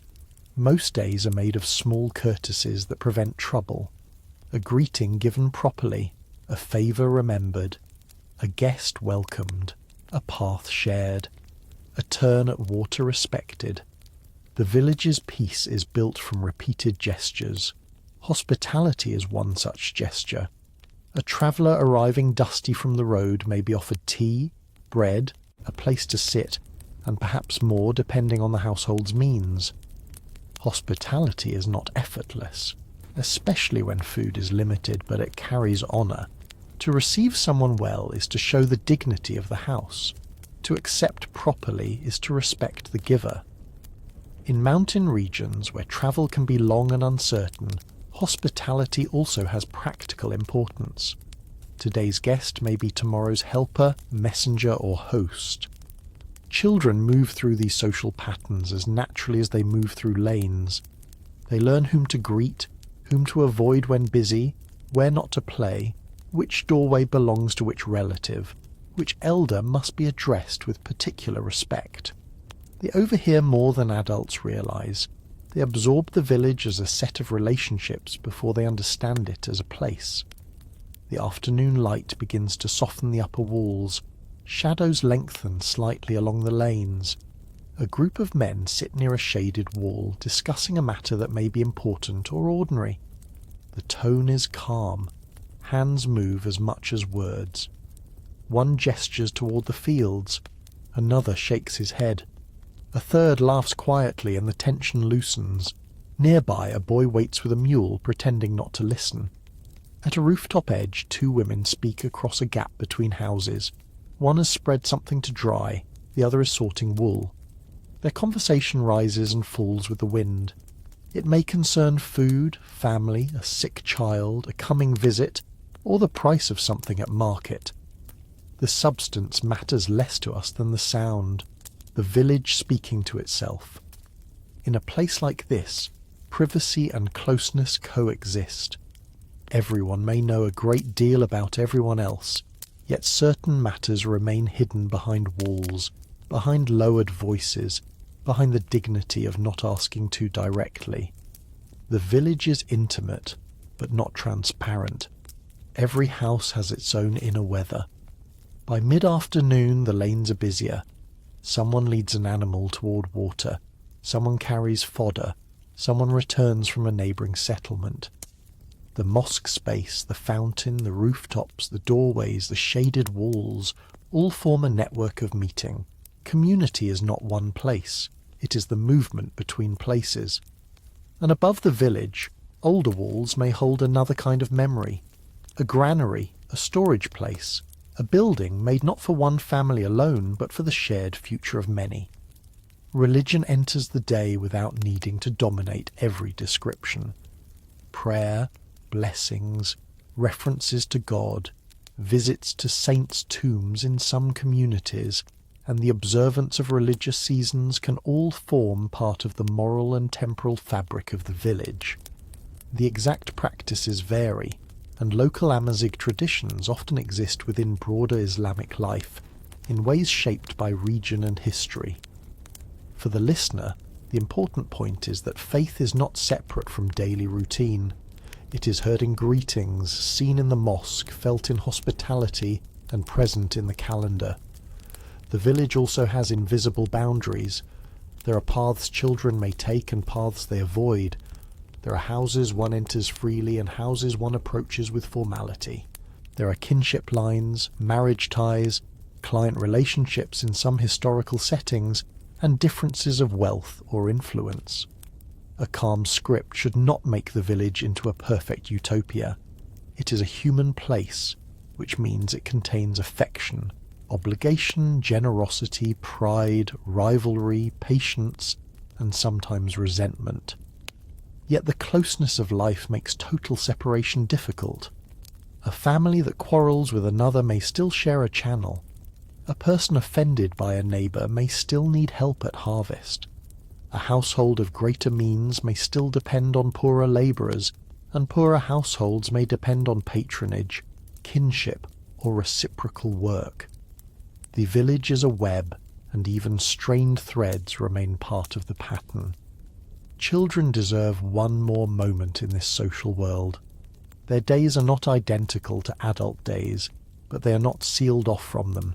A child may carry a small bundle, watch a younger sibling, bring a message to an aunt, lead a donkey a short distance, gather twigs, chase chickens from a doorway, or sit near an elder and listen. Through these tasks, children learn geography and manners together. They learn which greeting belongs to which person, which household is related by marriage, which elder tells good stories, which neighbour should not be interrupted, which dog barks but does not bite. Formal schooling existed in different forms and to different degrees depending on place, period, gender and family circumstances. Some boys might learn Quranic recitation in a local setting, while many girls and boys learned most of their practical education within household and village labour. It is important not to imagine ignorance where there is no classroom. Reading the village, the weather, the animals, the fields, and the moral expectations of kin can be a demanding education of its own. On the edge of some Moroccan mountain in southern villages, there may stand a building that seems quieter than the houses and older than the day. It might be a collective granary, known in many contexts by names such as agadir in the singular and igudar in the plural. These structures are especially associated with parts of southern Morocco, including areas of the Anti-Atlas, High Atlas, and surrounding regions, though forms and names vary. Not every village had one, and not every granary served in the same way, but where such a building existed it could become one of the strongest symbols of communal organisation. The granary is not merely a storehouse, it is an architecture of trust and caution. Within its walls, families might keep grain, documents, tools, valuables, blankets, jewellery, or other goods that needed protection. In some cases, the granary is divided into small storage rooms or compartments belonging to different families. These rights can pass through generations. A guardian, sometimes called an amin in certain contexts, may hold responsibility for opening, closing, watching, or maintaining order. Approaching such a place in the afternoon, we feel the temperature change. The walls are thick. The doorway may be low or strong. The wood is old and dark, fitted with locks or bars. Dust lies in corners. The air smells of dry grain, earth, and time. The granary is not a place of constant noise. It is visited when something must be stored, taken out, checked, counted, repaired, or remembered. A man walks there with a key or with the guardian who opens the way. He's not entering a market or a home. His movements become slightly formal. Storage is serious because stored food is future life. Grain kept after harvest may become bread months later. A blanket may be needed when cold comes. A document may prove a right. A piece of jewellery may be a family's reserve against misfortune or a gift prepared for marriage. What is stored is not dead wealth. It is sleeping usefulness. Inside, light enters in narrow ways. It falls on packed earth, wooden beams, stone, clay, and small doors.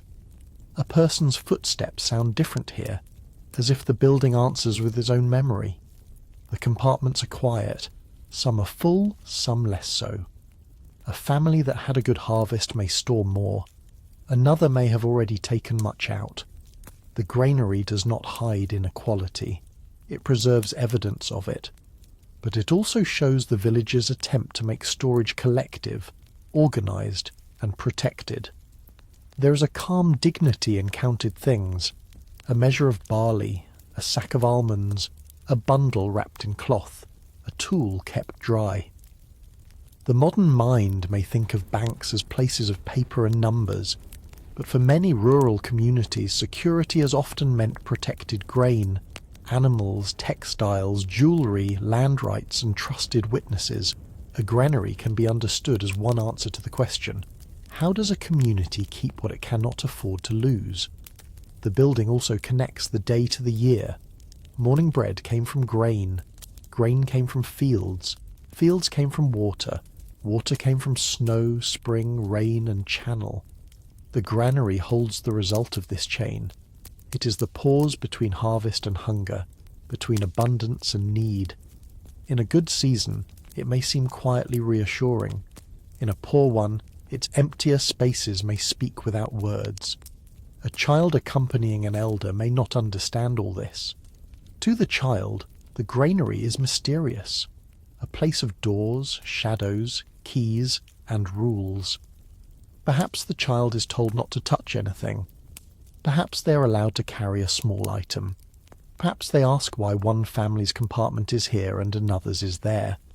The answer may be simple or tangled in inheritance older than the child can imagine. Such buildings also hold stories. People remember thefts prevented, disputes settled, marriages supported, poor years survived, repairs made after storms, guardians praised or criticised. A granary is not only walls, it is a record of how a village has handled fear, trust, and the future. Even when partly abandoned in later times, such structures remain powerful because they show the intelligence of communal survival. Outside, the afternoon is warmer. From the granary's doorway, the village looks both near and distant. Smoke rises from houses. A woman walks with fodder on her back. A boy leads a donkey. The fields below lie in strips of green and brown. Life continues, but the granary stands apart, reminding everyone that the day is only one page in a longer book. A man closes a small storage space. The sound of the latch is soft but final. He pauses, perhaps to speak with the guardian, perhaps to ask about another family, perhaps to mention the market. Then he steps back into the sun. The village's memory has been visited and left behind, sealed again in cool shadow. But memory does not remain still for long. Grain and goods must move. People must buy, sell, trade, borrow, and carry news. The path from the granary leads back to the lanes, and from the lanes to the road that connects the mountain to the wider world. The granary's architecture may also reflect the need to defend against animals, damp, theft, and disorder. Thick walls and controlled entrances are practical first. In a dry climate, proper storage can mean the difference between security and loss. Grain must be protected from moisture, rodents, insects, and careless handling. A well-kept storage space is an extension of the field because harvest is not complete until it is safely stored. The guardian's role, where such a position exists, can be imagined as quiet but important. He may not be wealthy, he may not command in the way a chief does, but he holds keys, timing, and trust. He knows who has entered, what has been removed, and what remains. In small communities, such knowledge carries responsibility. A careless guardian could cause conflict. A respected one helps the village sleep more easily. there is also something moving about the small family compartments. Each one represents a household's effort, but all are enclosed within one larger structure. This is a physical image of village life. Separate families, separate needs, separate stores, yet all inside a shared wall. The granary makes visible a balance between private survival and communal order. No village is as isolated as it looks from far away. From a distance, a Moroccan mountain village can seem enclosed by ridges, as if the mountains have folded it into silence.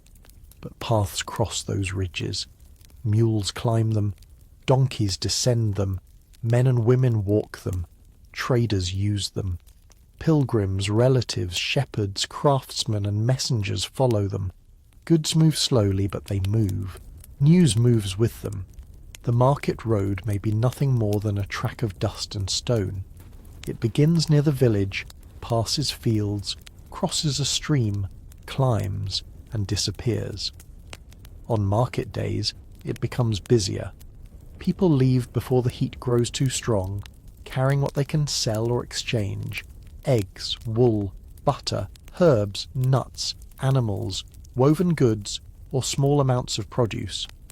Others go to buy tea, sugar, salt, cloth, metal tools, pottery, oil, dates from lower regions, or anything the village cannot easily make for itself. The weekly market, or souk, is not only an economic place, it is a social and informational gathering. Prices are learned, marriages are discussed, disputes may be heard, news from towns arrives, a man may meet a cousin from another valley, a woman may send a message through a trusted relative, a craftsman may take an order, a traveller may tell of road conditions, weather, or opportunities beyond the mountains.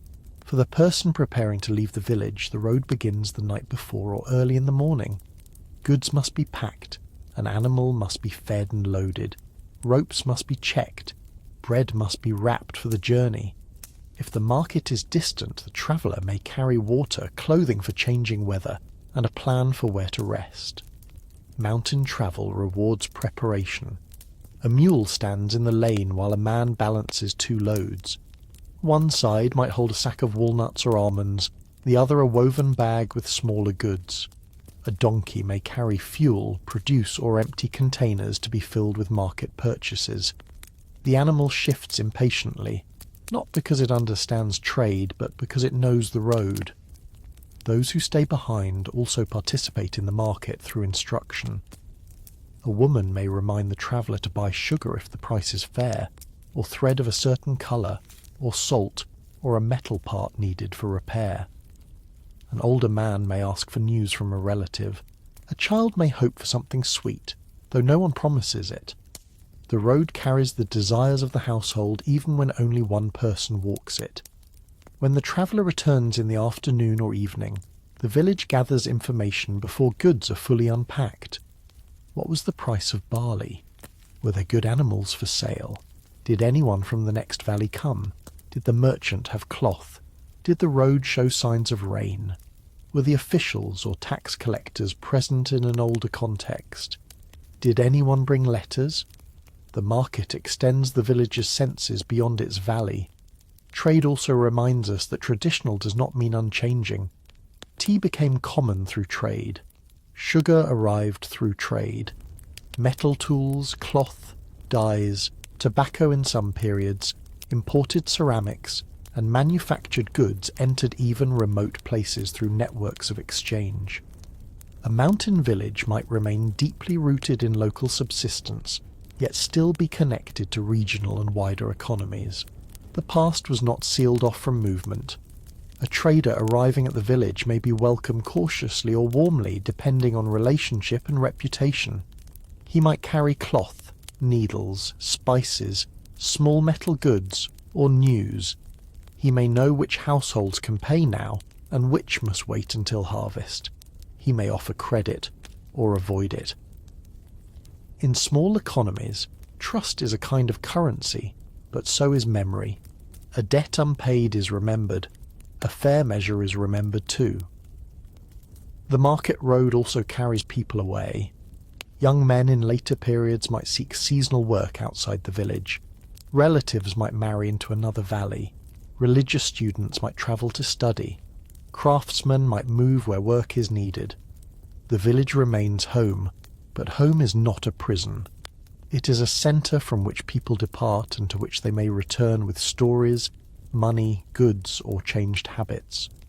For our calm day, let us imagine the return rather than the departure. Late afternoon light lies across the path. A mule comes slowly upward, its load smaller but different than before. The traveller is dusty. He has walked many hours. In one bag there is salt, in another, tea. A folded cloth is tucked under rope. Perhaps there is a small packet of sugar, hard and precious. Perhaps there are dates from far warmer places, carried through many hands before reaching this mountain. Children notice first. They run part way down the lane, asking questions. The traveller tells them to wait, but he is pleased. At the house the load is removed carefully. The animal is watered. Purchases are set out and inspected. Nothing is wasted. Even the news is unpacked. The village has touched the wider world and returned to itself. The road will be quiet again tonight, but it is never empty in meaning. It lies there in the dark, waiting for the next market, the next messenger, the next relative, the next rumour, the next season when people must move animals, goods, or hopes across the mountains. The market is also a theatre of measurement. Goods are weighed, counted, touched, smelled, and judged. A buyer presses grain between fingers, studies an animal's legs, examines cloth for flaws, or tastes oil if oil is being sold. Bargaining can be lively, but it follows conventions. Too quick an agreement may seem suspicious. Too hard a bargain may harm reputation. The price is not only a number, it is a relationship performed in public. For women, market participation varies by region and period. In some places, men may more often travel to larger markets, while women exchange goods locally or through relatives. In other contexts, women may sell particular products, attend markets, or participate through household decision-making. It is safest and more accurate to show variety rather than one rule. What matters for our story is that the market enters the household even when not every member walks the road. The return from market changes the emotional temperature of the evening. New goods have a brightness to them. A piece of cloth is unfolded and refolded, tea is smelled, salt is stored, a tool is tested in the hand. Even ordinary purchases can feel like news because they come from outside. They carry the dust of another place into the house. Before the day turns fully toward the memory of seasons, it is worth pausing with something so ordinary that it is easy to overlook, the way a person dresses, moves, and reads the weather. In a mountain village, clothing is not merely appearance. It is protection, modesty, identity, habit, and practical technology. A loose outer garment can protect against sun and wind. A head covering can shade the face, hold warmth, or keep dust away. A wool cloak can become a blanket when the day stretches into evening. A sash, belt, or wrapped cloth can support the body while carrying loads. Sandals or simple shoes must answer to stone, mud, and long paths. The colours and forms of clothing vary across Morocco's regions and across time. We should not imagine a single costume belonging to every Amazigh's village. Some garments are daily and plain, worn until patched and softened by use.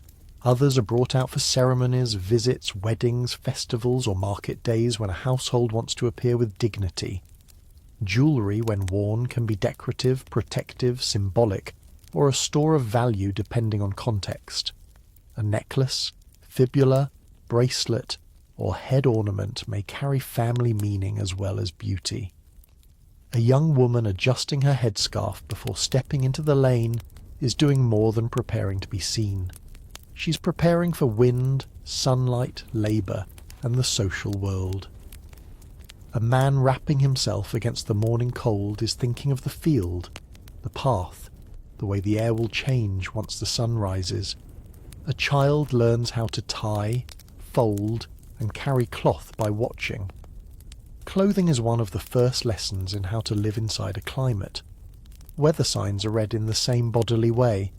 The villagers may not need instruments to know that the day will be hot, or that a wind has changed, or that clouds gathering above a certain ridge mean rain is possible.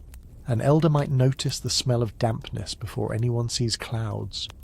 A herder might know from animal restlessness that a storm is forming beyond the visible slope. A farmer might judge tomorrow's work by the evening colour on the peaks, or the speed of clouds crossing the moon. This does not mean traditional knowledge is magical or always correct. It means it is observational, accumulated, and local. People who live closely with a landscape learn patterns because patterns matter. If rain comes, grain must be protected. If frost threatens, blossoms may be lost. If wind rises, a roof or drying fruit may need attention. If heat will be strong, work must begin earlier. A mistake can cost labour, food, or comfort. The body itself becomes a weather instrument. Knees feel a climb differently when air is heavy. Skin notices dryness. Hands know when dough needs more water because the air has changed. A person carrying a load understands wind not as an abstract direction, but as pressure against balance. A woman spreading laundry or drying herbs understands humidity because it slows her work. A herder understands shade because animals do. There is also the knowledge of fatigue. A person in the village knows how to pace a day that begins before sunrise and ends after the last animals settle. Work cannot always be rushed. Water jars must be carried with a rhythm that protects the back. A terrace wall must be repaired carefully rather than quickly. A mule must be loaded evenly, even if everyone is eager to leave. A child must learn when to run and when to save breath. This knowledge may not appear in formal histories, but it is one of the foundations of daily survival. Historians can study land tenure, trade routes, architecture and agricultural systems, but no record can fully capture the skill of stepping down a wet stone path with a full vessel, or hearing from the tone of a bell that an animal has moved too far, or feeling in the evening wind that tomorrow will be colder. In the village, such knowledge is shared unevenly. Elders often carry long memory. Women may know household stores, water needs, childbirth traditions, textile skills, and food timing with great precision. Men may know distant roads, market relationships, grazing arrangements, and certain public agreements. Herders may know slopes that farmers rarely climb. Children know hidden play spaces, nests, shortcuts, and the moods of animals. No one person knows the whole village completely. The community's intelligence is distributed across many lives. A visitor passing through might admire the scenery and miss this completely. They might see a woman carrying water and think only of the weight, not the balance. They might see a man sitting in shade and think he's idle, not realizing he's waiting for the right hour to irrigate. They might see a child with goats and miss the education taking place under the sky. Much of traditional knowledge is quiet because it does not announce itself as knowledge.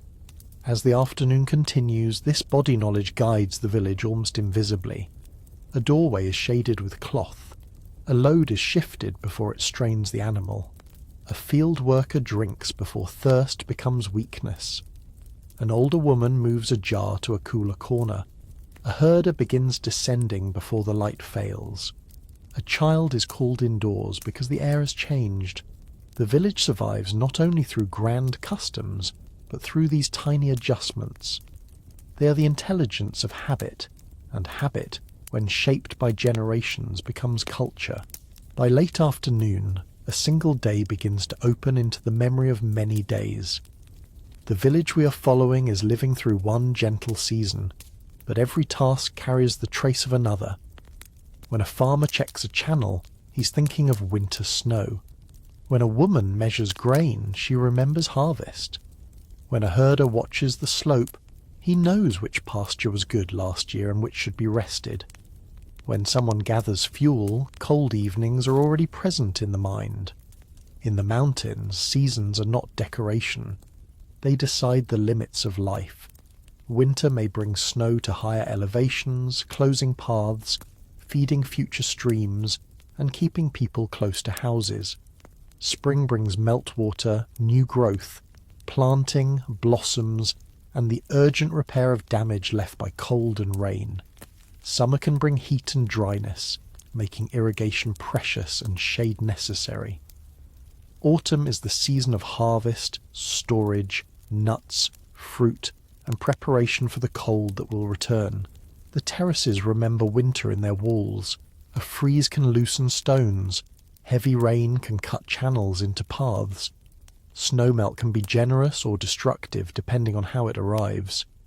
In spring, people look at the land almost as if greeting an old relative after illness, carefully, affectionately, and with concern. What has survived?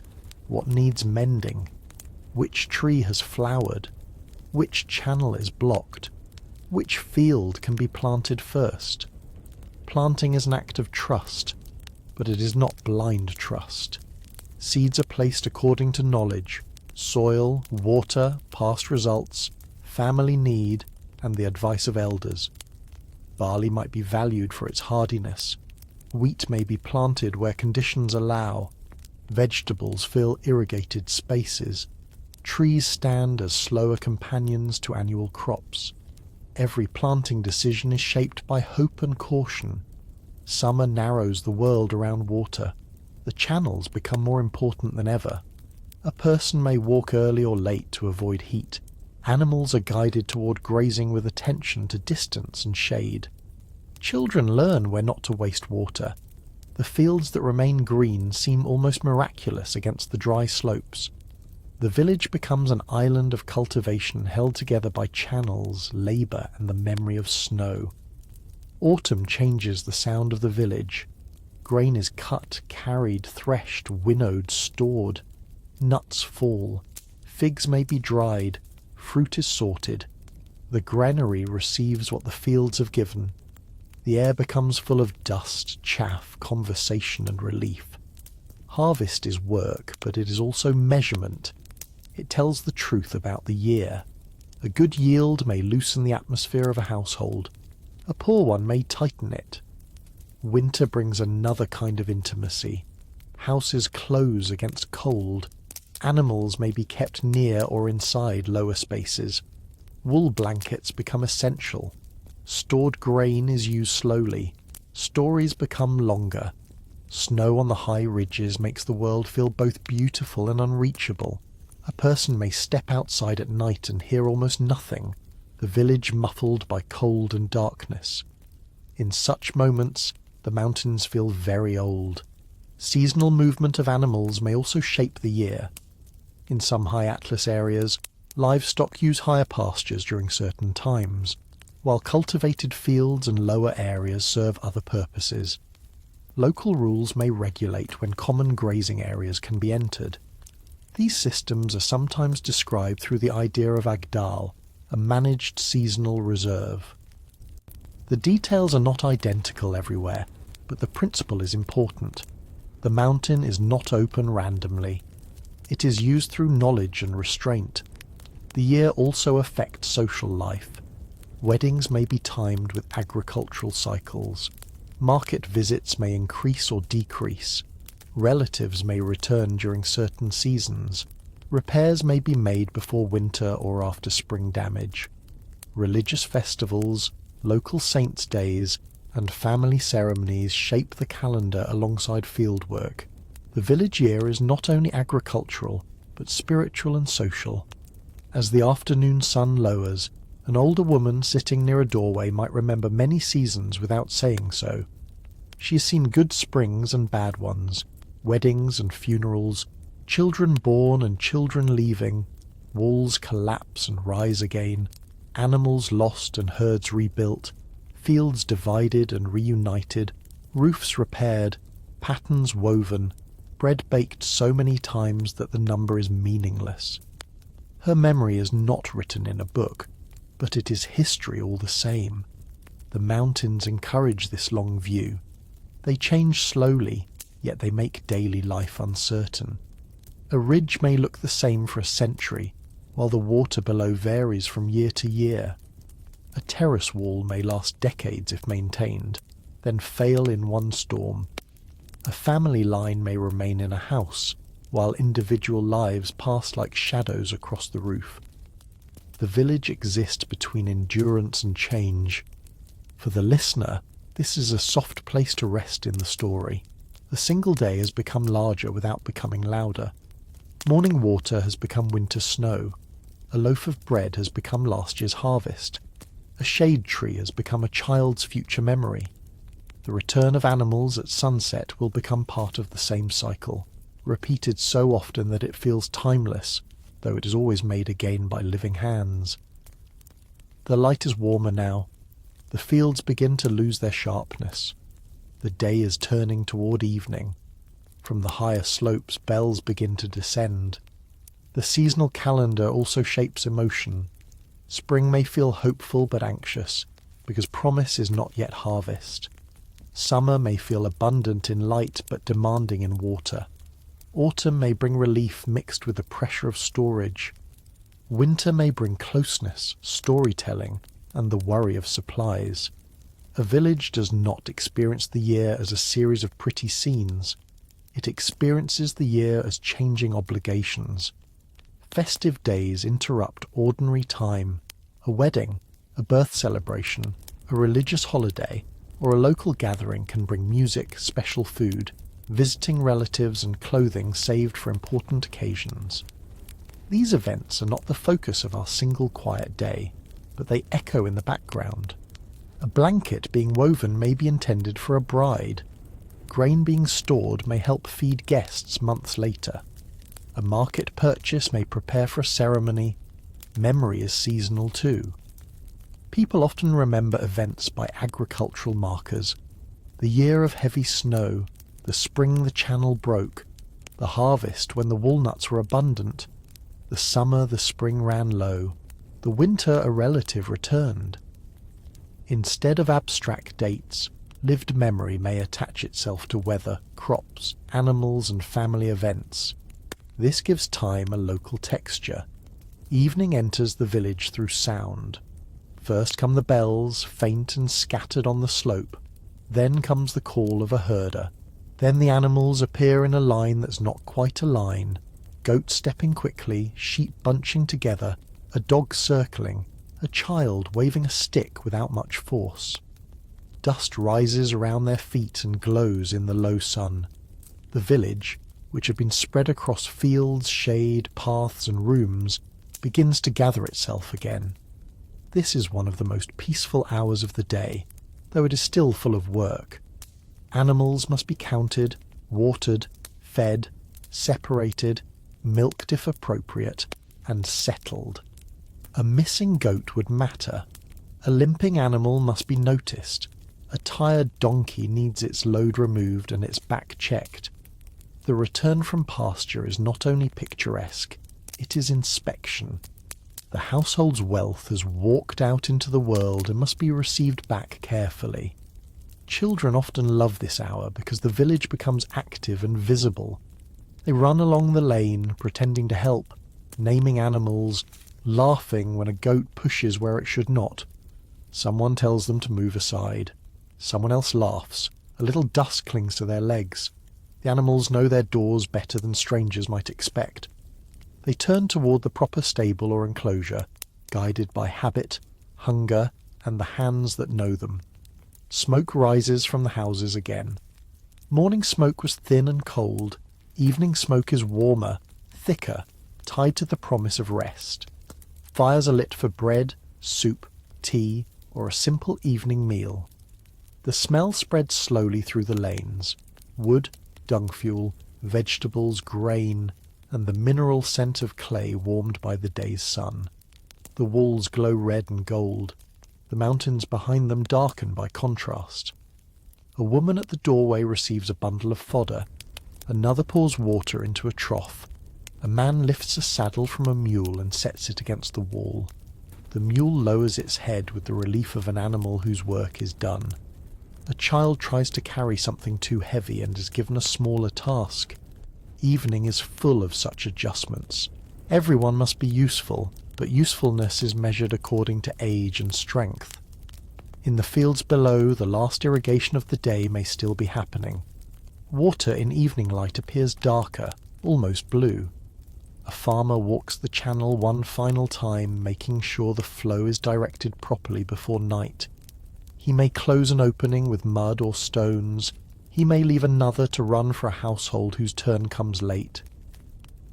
The sound of water at dusk has a calming finality, like a sentence spoken slowly. The rooftops become gathering places again as heat leaves the walls. Someone spreads a mat. Someone shakes a blanket.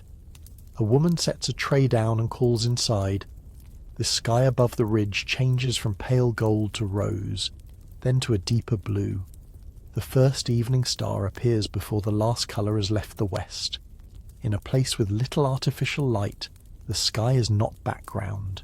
It is a presence. The evening meal is not grand, but it feels earned. Bread returns, perhaps freshly warmed. There may be a soup or stew, a dish of grains or vegetables, tea, milk, or whatever the household has prepared. People eat with the quieter hunger of the end of day. Conversation may be fuller now than at midday. There is news to share. A wall repaired, a market price learned, an animal that strayed, a relative expected, a channel that needs work tomorrow. This is also the hour when the village becomes beautiful in a way that travellers remember. The same walls that looked plain at noon now hold the warmth of sunset. The lanes soften. The animals settle into shadow. Smoke twists upward and disappears. Voices carry gently. A door closes. Another opens. The village seems both alive and sleepy, as if it is already halfway into night.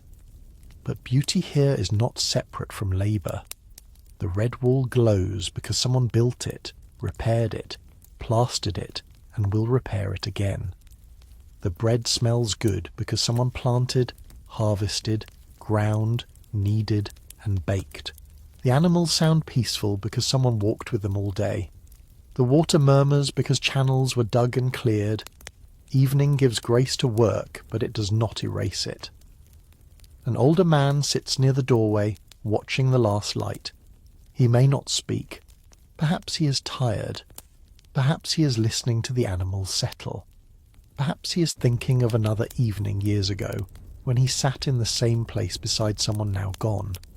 The slight loneliness of the village is strongest at dusk, not because people are alone, but because time is visible. The day is ending.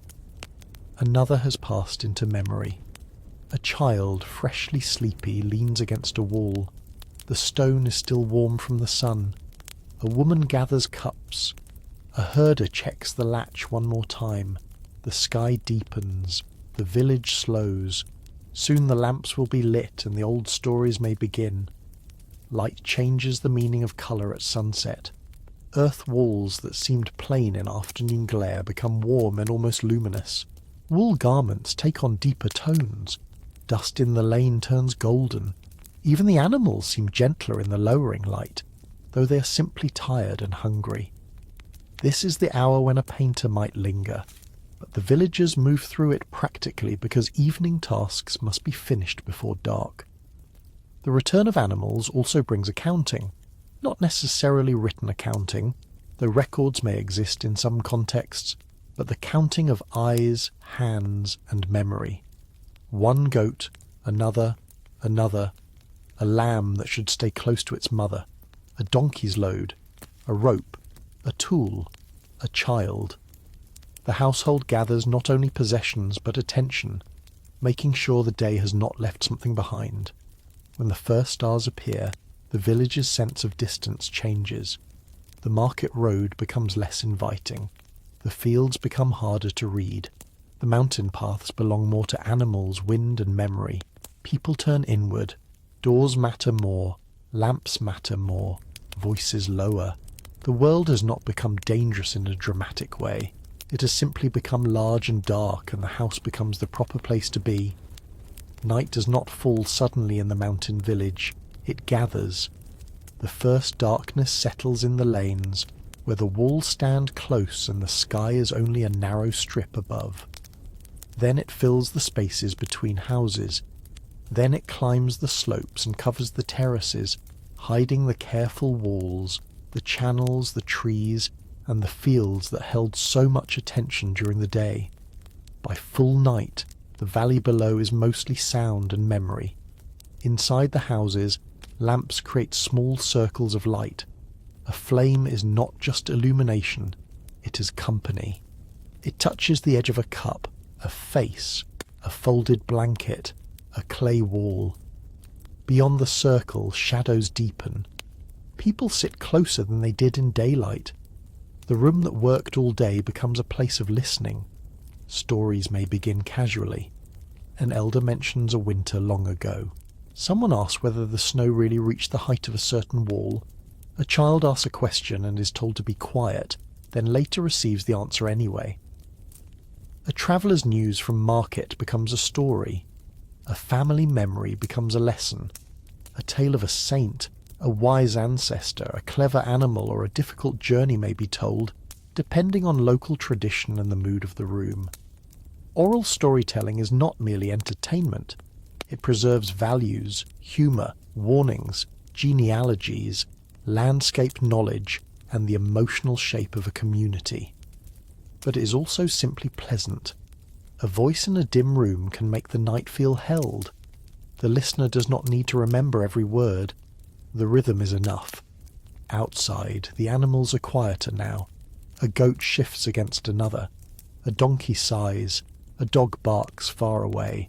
Then another answers from a different slope. The sound travels in the cold air.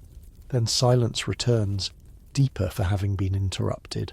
On the roof, the night opens wide. Night. The stars are bright where the air is clear and the lamps are few. The Milky Way may stretch above the ridge like a pale river, though the village would not necessarily name it in the same way a modern astronomy book does. People have always looked at the sky through their own languages, stories, and uses. Stars can mark direction, season, time, or simply wonder. A child lying under a blanket may count them until sleep interrupts. The mountain wind moves lightly across the roof.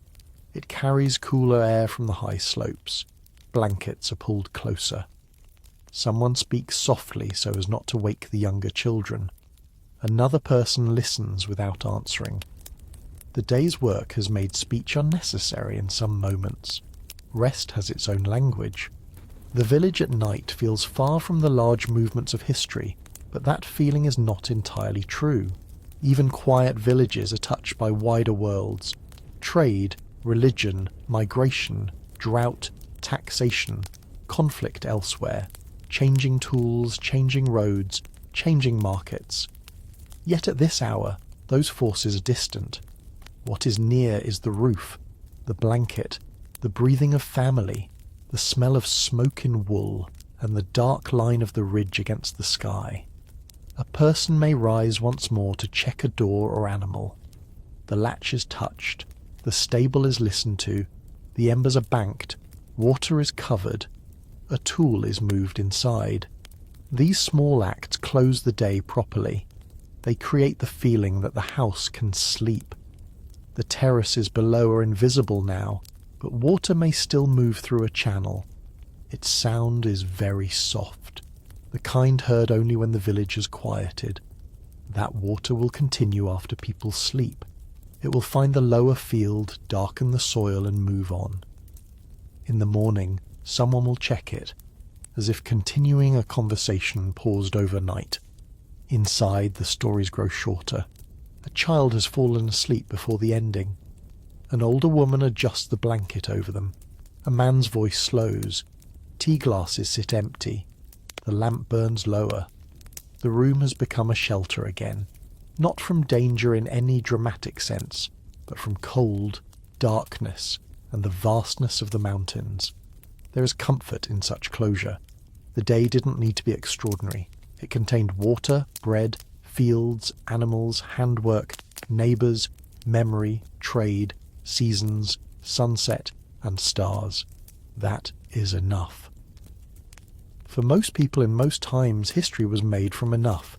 Enough grain to last, enough water to plant, enough wool to keep warm, enough trust to share a channel, enough patience to repair a wall, enough stories to carry the past into another night. One by one, the voices fade. The lamp is lowered or put out. The room falls into darkness. Outside, the village becomes a cluster of sleeping shapes on the mountainside. The mountains remain awake, though not in any human way. They hold the cold air, the paths, the terraces, the spring, the trees, the granary, and the silent roofs. They hold the day that has ended and the day that will come. And now we can begin to leave this village as softly as we entered it. Night also changes time. In daylight, the day is divided by tasks. At night, time becomes looser. A story can move from a grandfather's youth to an ancestor no one alive has seen, from a market joke to a moral lesson, from a real journey to a tale that may be partly imagined. The boundaries between history, memory and storytelling are softer in oral settings than in written ones, but not careless. A good storyteller knows what can be embroidered and what must be remembered accurately. The stars provide another kind of companionship. In a mountain village, the sky can feel close because the ridges frame it. A person lying on a roof may know the shapes of constellations without using formal names. The rising and setting of stars, the moon's phases, and the length of night all affect the feeling of season. Even when no one speaks of astronomy, the sky participates in daily knowledge. The last waking moments are often practical. Someone remembers to cover food. Someone checks embers. Someone moves a tool out of dew. Someone listens to an animal cough and decides whether it matters. Sleep comes after responsibility, and perhaps that is why it feels deep. The day has been closed with care. If there is music at night, it is not necessarily every night. Perhaps someone hums while folding cloth. Perhaps a drum is heard from another house on a special occasion. Perhaps there is only the music of speech. In some Amazigh communities, poetry and song have been important forms of expression, carrying humour, longing, praise, memory, and social commentary. For our quiet night, we do not need a performance. It is enough to imagine a half-sung line remembered from a wedding, fading before it becomes loud. The night also belongs to those who wake while others sleep. A mother may rise to comfort a child. An elder may wake from pain and listen to the house. A dog may alert the village to a passing animal. A person may step outside and look at the stars for no reason that can be explained. These small awakenings are part of sleep's landscape. The village rests, but not all at once, and not perfectly. Human rest is made of many small returns to quiet. Somewhere outside the house, the market road is pale under moonlight. It looks empty, but in memory it is crowded. Loaded mules, relatives returning, traders bargaining, children asking for sweets, men carrying news, women sending instructions through trusted voices. Night gathers all those movements and makes them still. Tomorrow, the road will be a road again. Tonight, it is only a line through darkness. Before we go, let us look once more from above, gently, without waking anyone. The village is quiet now. Its houses are dark against the slope, their walls made from the same earth that supports them. The lanes are empty. The spring continues somewhere beyond the last doorway, hidden by night. The channels carry water through the fields below, though the terraces themselves have disappeared into shadow. A tree moves slightly in the wind. An animal shifts in sleep. Smoke thins above a roof and becomes part of the dark. What remains after a day like this is not a single great event, but a feeling of continuity. The village has lived because people learned how to do many small things well. They learned where to build so fields could remain open. They learned how to hold soil with stone. They learned how to guide water without wasting it. They learned the habits of animals, the timing of crops, the value of shade, the meanings of hospitality, the weight of stored grain, and the quiet art of repairing what must not fail. We have followed the day from darkness to darkness. We began before sunrise, when the mountains were only shapes and the houses still slept. We watched the hearth wake, bread form under patient hands, water travel from spring to jar and from channel to field. We walked the terraces where the mountain had been shaped into steps of cultivation. We paused beneath trees and among herbs. We listened to the bells of goats and sheep on the hillside. We sat near wool, thread, tools, and household repairs. We rested at midday. We moved through lanes and shared spaces. We visited the granary where harvest and memory were stored. We followed the market road outward and returned with dust, goods, and news. We felt the seasons turning beneath a single afternoon. We watched animals come home at sunset, and at last we listened to stories fade beneath the stars. The people of this imagined village are not symbols or decorations. They are not outside history. They are people living with skill inside the limits of their place. Their lives could be difficult. Their work could be heavy. Their choices could be shaped by drought, inheritance, family obligation, social hierarchy, and the unpredictable weather of the mountains. But they also lived with forms of knowledge that deserve attention.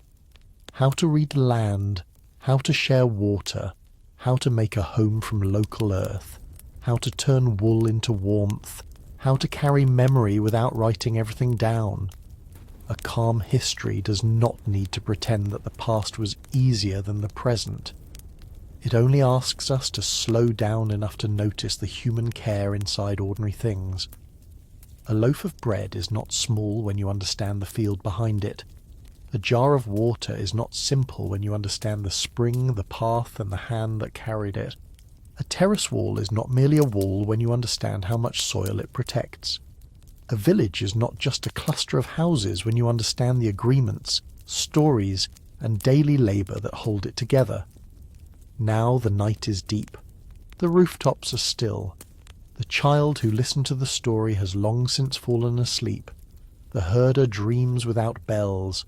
The person who carried water will wake before long to carry it again.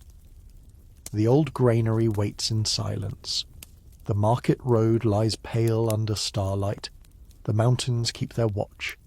And we can let the village rest. Let the last image be simple.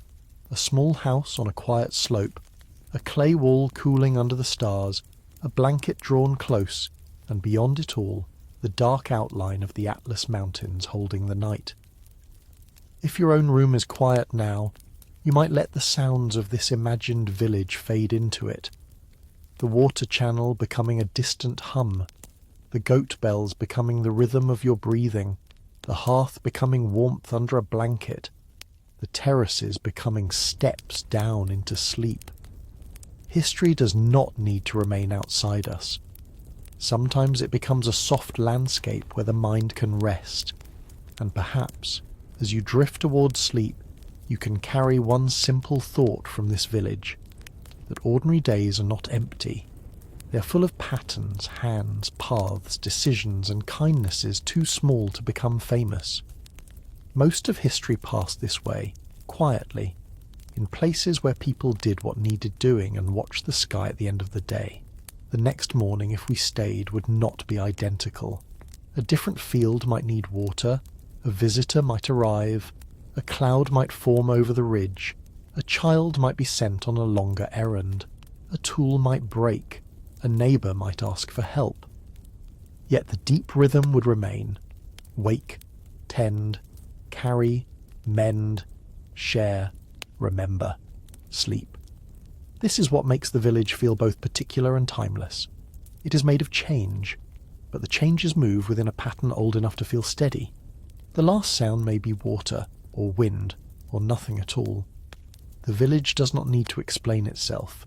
It simply rests, held between the mountain and the stars, and if sleep comes before the final word, that is perfectly fine. The story has done what it came to do. To slow the day, soften the past, and let a quiet village become a place of rest.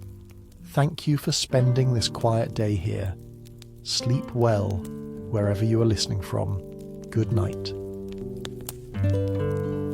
Thank you for watching Something About Sleep. Since you're clearly still awake, why don't you click on the next video and we'll see you there.